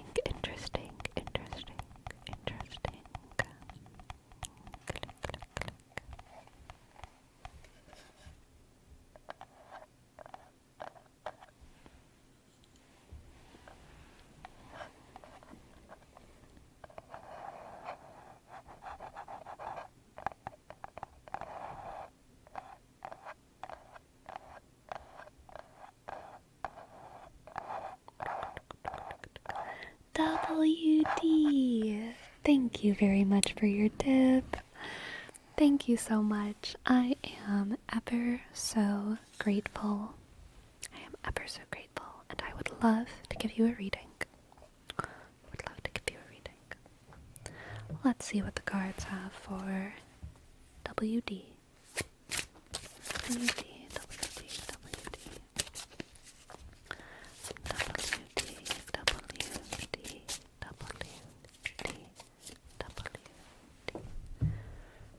WD. We have the King of Pentacles, the King of Swords, and the Six of Wands. Alright, this is congratulations, applause, excitement surrounding your ascension, WD, alright? This is you ascending the throne, so to speak, to waves of enthusiastic applause. The sense that I get here is that, interesting, is that there's kind of a duality between you, or within you, between the person who people think you are as a leader and the person who you actually will be as a leader. And both of them are strong leaders, deserving of applause and deserving of congratulations and deserving of the people's adoration. But I think people are expecting you to be a much more perhaps gentle leader than you actually will be. I think people expect you to be generous and nurturing to the people, but I think what the circumstances will call you to be is someone who is much more demanding and strict in ways that empower the people and are good for them, but just not the expected circumstances necessarily. But I think that you will rise to that equation. I think that you will rise to that occasion of being a ruler who doesn't just sit comfortably on a comfortable throne in a comfortable kingdom, and instead is someone who can fight for their people and encourage their people to fight for themselves. Alright? Encourage their people to fight for themselves.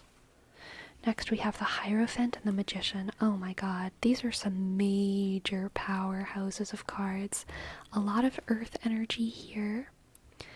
A lot of earth energy here, and a lot of manifesting power. I think that you're going to encourage discipline, both within yourself and within the people that you're ruling over. And I think that you're going to encourage people to be extremely productive in new and unique ways. I think that you're going to be bringing more transformation to this group that you're leading than was expected. This has happened historically with the Hierophant always makes me think of popes, but this has happened historically with some popes who a lot of times sometimes the Vatican will elect a really, really old pope because they kind of just want a placeholder pope who can like die while they figure out their shit, because when you're the pope for life. So they'll just kind of choose someone who like only has a couple years left in them, and they kind of want a sitting duck pope who will do nothing while they figure out who they actually want to be the next pope.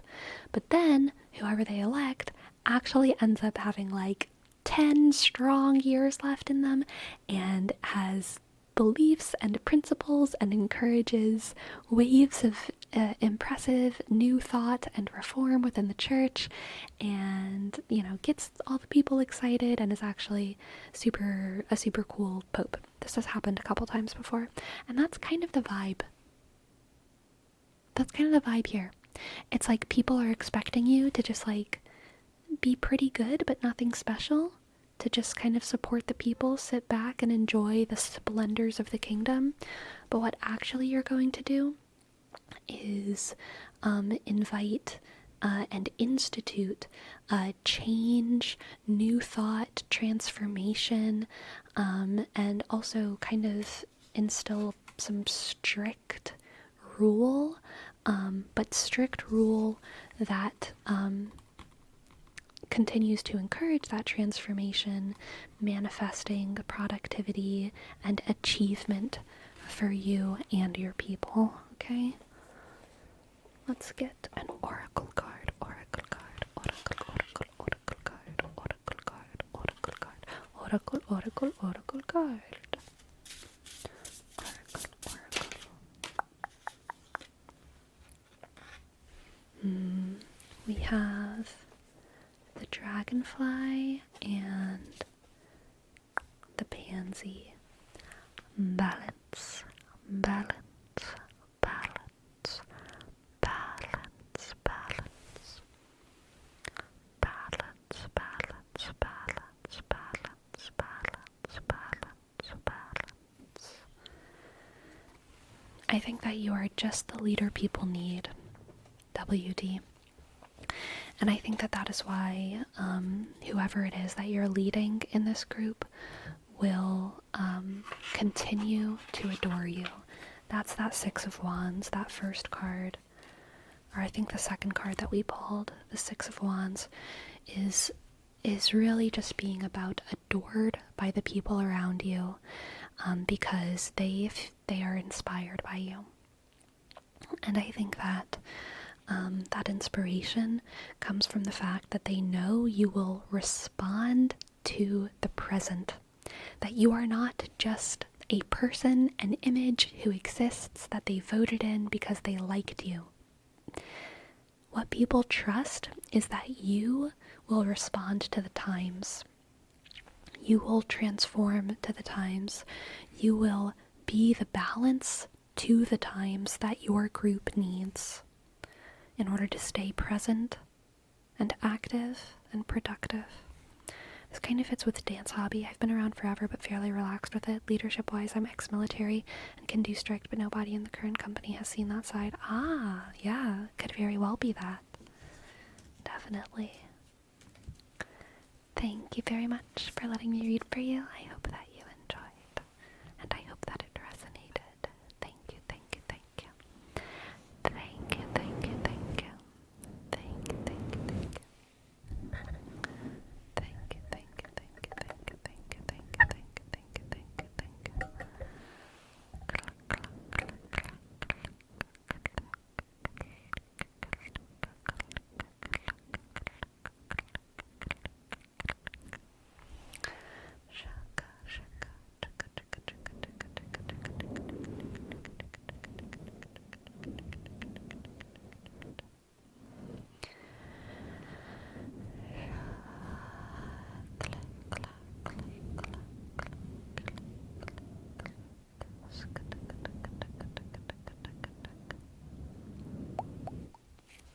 and Naze Guy and Sfaraki.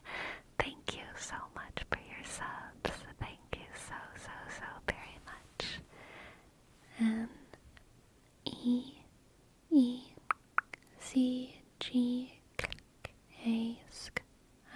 dot. Thank you. And Sfrocky S-F-R-O-C-K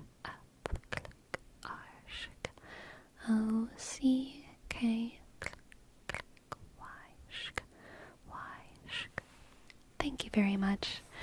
Truly, thank you so much. I feel so mad at Twitch for making subs more expensive than they used to be. I can't tell y'all how much it means to me that you still support me in this way, despite Twitch's policies. Thank you very much. Truly. Wait, did they raise the prices recently? Like semi-recently. Like, not like within the last week or anything. Like within the last year, yes. I can't believe it's been 10 months. Yes, it has been. Amazing. And for Knees Guy 14, it's crazy. Destructicon, thank you. Thank you for gifting 5 subs. Thank you.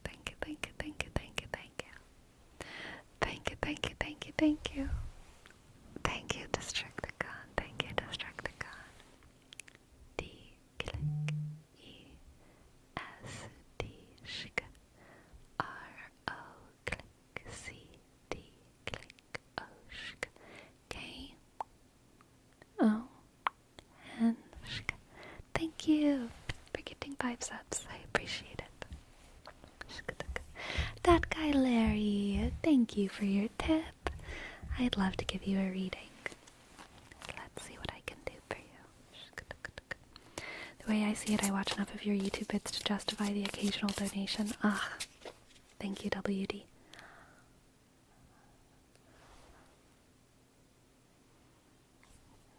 Buzz.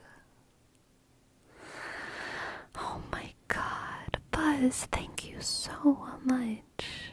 Thank you so much. Thank you so much. Thank you so much for gifting 20 subs. Oh my god. Thank you. I appreciate it. Thank you, Buzz. Pisk. H. Click. U. Shik. C. 21. Thank you.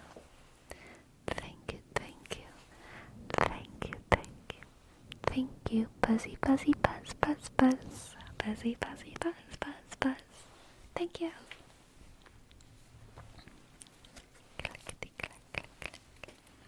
Alright. That guy, Larry. Knight of Swords is jumping out for you. Knight of Swords, ever the combatant. Let's see what we have for you. Oof, that guy, Larry.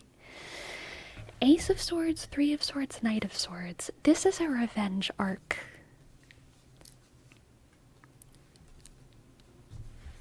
That guy, Larry, you are gonna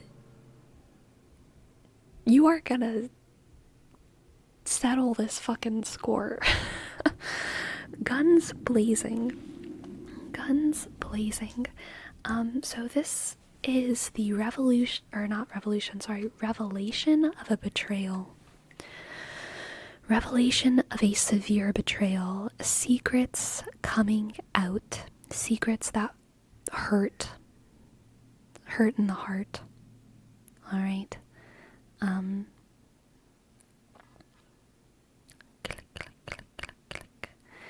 And you're gonna go settle that score, whatever that means. Make it right.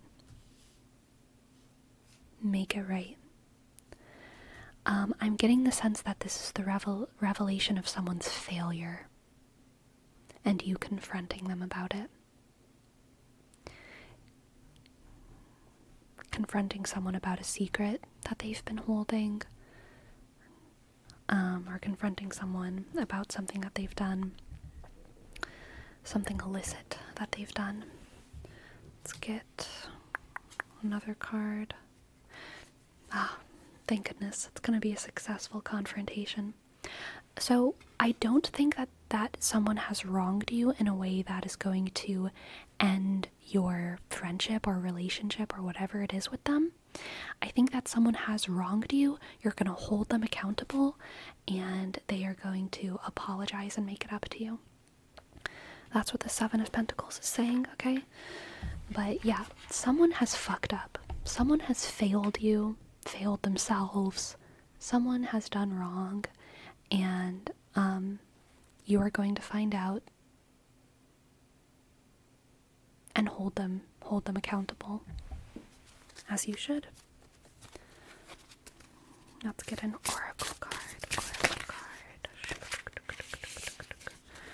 We have the antelope and wheat. Nourishment. The greatest nourishment for a relationship is truth, okay? Nothing is more nourishing than the truth.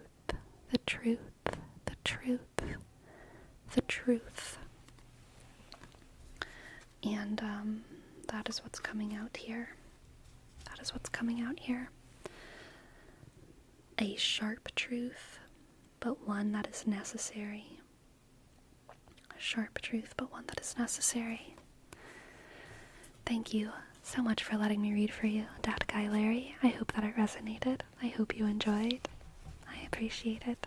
And K-Song, thank you for your bits. Thank you for your 300 bits.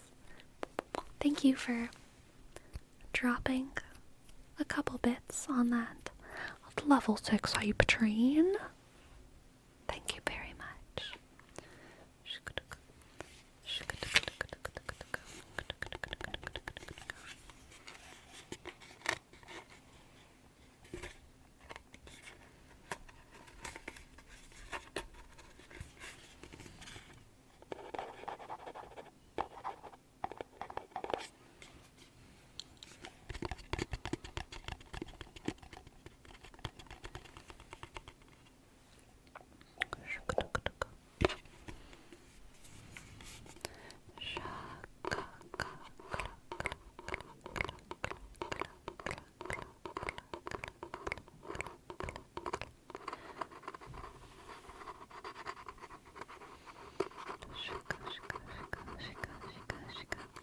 I'd pay to hear one of my favorite books turned into an audiobook by yours truly.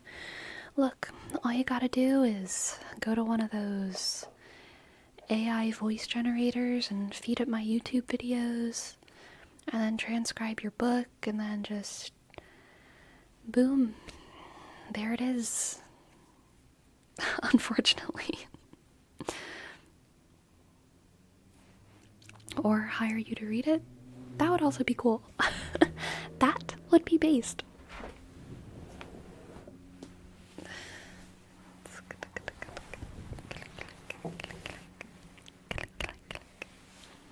But it won't be the same.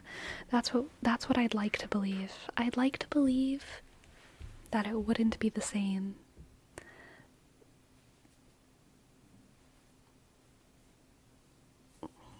But I don't know.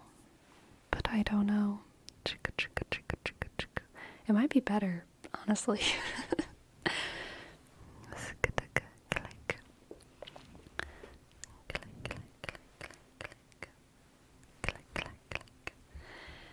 If I had the money and a book that I needed to turn into an audiobook, I'd consider you Sleepy. Thank you very much. Speaking of considering me, please consider me for the ASMR Streamer Awards. If you like this stream, then you can vote for me on the thing. But make sure to spell my name right. It has 2 Y's at the end.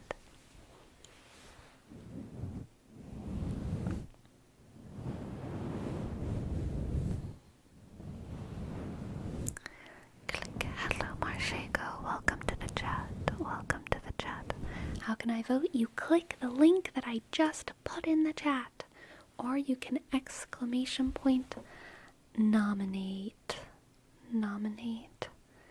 I almost just said nominate, like the Kingdom Hearts character. Nominate, nominate, nominate. On Skibbity, I will vote for you right now. Thank you, Scott Smithy. Thank you, Scott Smithy. Why not pin the long message? I did that earlier, and then someone was like, don't pin that, that's too hard to read, just do the nominate. Someone said that, and now you're saying the other thing. I don't know what to do. I don't know who's right about anything. Marshego, thank you for gifting us up. Thank you so much. Thank you so much. Thank you, thank you, thank you. Click, click. A-sh-k, R-S-H-K-E,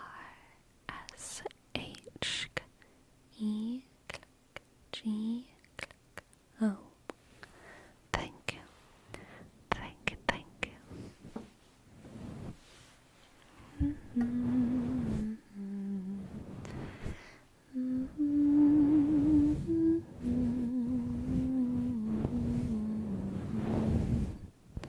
What's your cat's name? Dude, it's actually crazy. My cat's name is 6K Nullify 9. What a weird coincidence. That is so weird. I can't believe you asked that. 6K Nullify 9. That's my cat's name. That's my cat's name. That's wild. Small world, truly, truly. For real.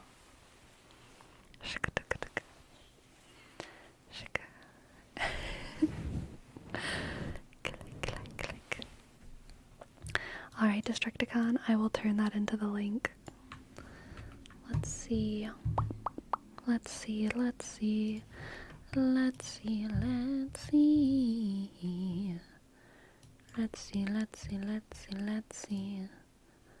Let's see, let's see, let's see, let's see. Let's see, let's see, let's see.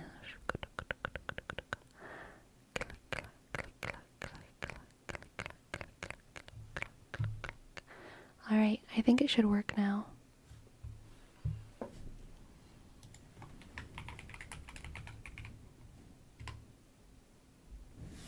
Yeah, that works.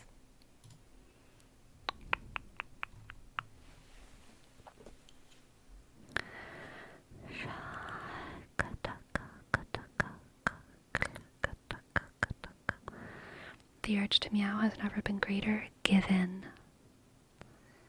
Give in. Give in. Give in, chat. Give in to the meow. Do you feel the meow building inside of you, inside of your brain? Just give in. Okay.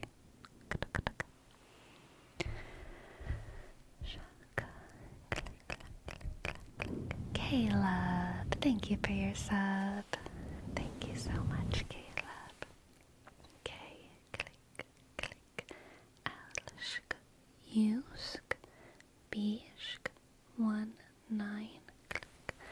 Thank you very much, thank you very much, thank you very much. Thank you very much. Thank you very much.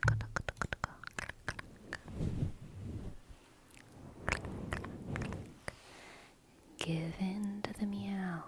Give in to the meow. Give in to the roar. Give in to the roar XD. Somewhere inside of you, a little Tumblr girl is typing in your brain.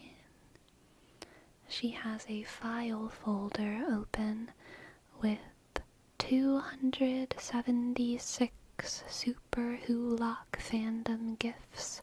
She is saying meow, roar, XD. She lives in you. Set her free. Give in, chat, to the Tumblr girl. Give in. Give in. Give in.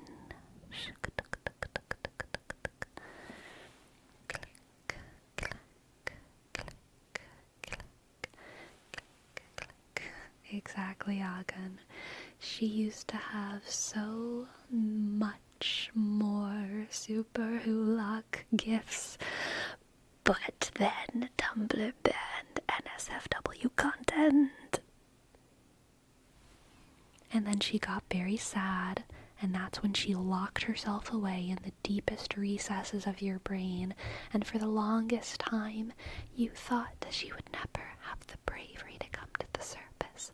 But today's the day where she gets her sustenance, just enough that she feels brave enough to type into your internal word box rar xd meow meow rar xd. So just give in to the rar xd. Does Crazy ever step on you at night? Oh yes, absolutely, definitely.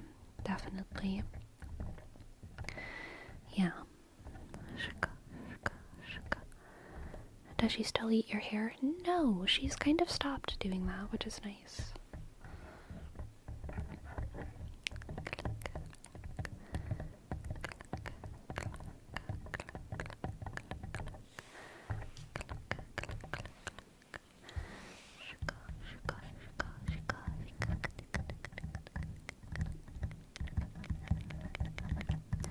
Is she still scratching the carpet? Yes, absolutely.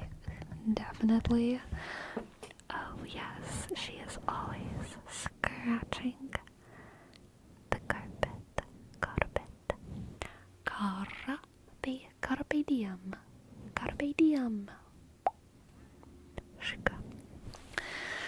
What are we naming the stream? It's that time. It's that time. What are we going to name the stream, my friends? What are we going to name the stream? I mean, I kind of already actually did put topics in the thing. We did have a moment of Astarion versus Edward Cullen, though. I feel like that should be represented. I do feel like that should be represented. I'm thinking... Hello, Neatrix. Vampire Wars history. What did we start talking about? Oh yeah. We did 1300s history. We talked about something before that even though. Before we talked about the Elon Musk of the 1300s, we had another ramble. North Korea. I don't feel like putting that in the title. I don't need that audience.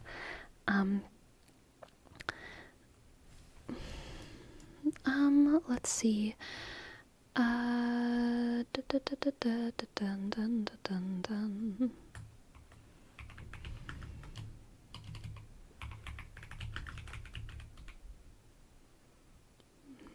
Who's the Elon Musk of the 1300s?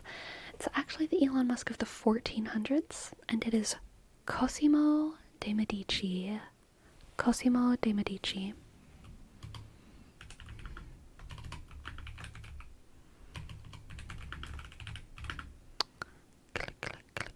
The Lazzi of Elon Musk. That's a pretty good one, Taylor. 1400s Italian.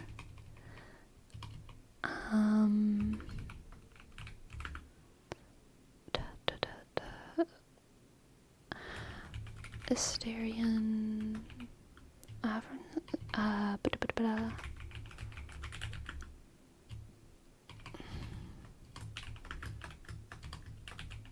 U.S. history. Astarion. How is Astarion spelled? It's with an O-N, right? Astarion versus Edward.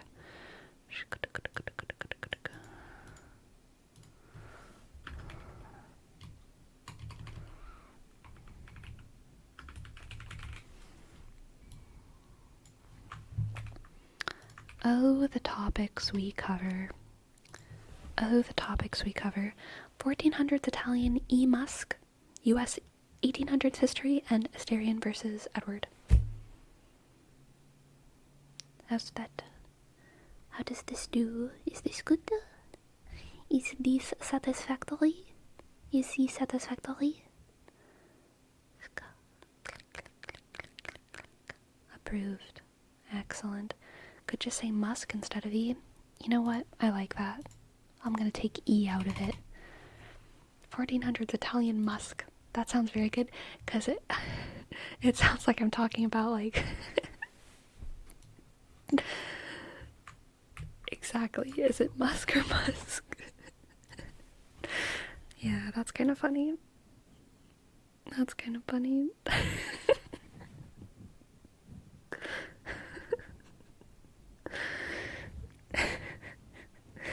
Historic perfume stream win. Dude, eventually, I'm sure. That ancient scent. My girlfriend and I got your hoodie. Thank you. It's very comfortable. Oh my gosh. Welcome to the chat. Thank you so much. That sounds cute as hell. That sounds cute as hell. Okay? I am honored for my hoodie to be in the midst of a loving relationship. Alright? If anyone wants to buy my merch, you can if you want or whatever. You can also buy it for your girlfriend or your boyfriend. Or your friend. Thank you, thank you, thank you. We're gonna wear it out and put our perfumes on them and then exchange them. That's so cute. That's so cute. That's so cute. I love that for you. Congratulations on being in love. The utmost congrats. Who shall we raid tonight? Oh, screen so bright.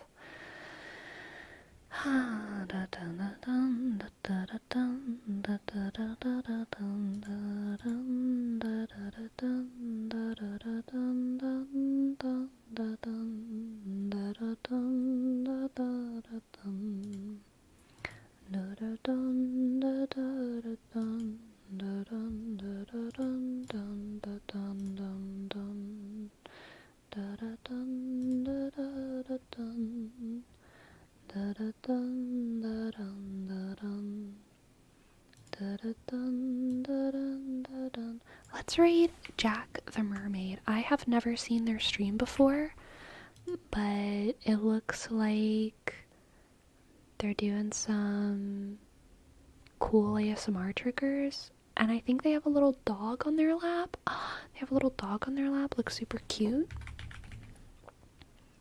So let's bring them some love, okay? Good night, everyone.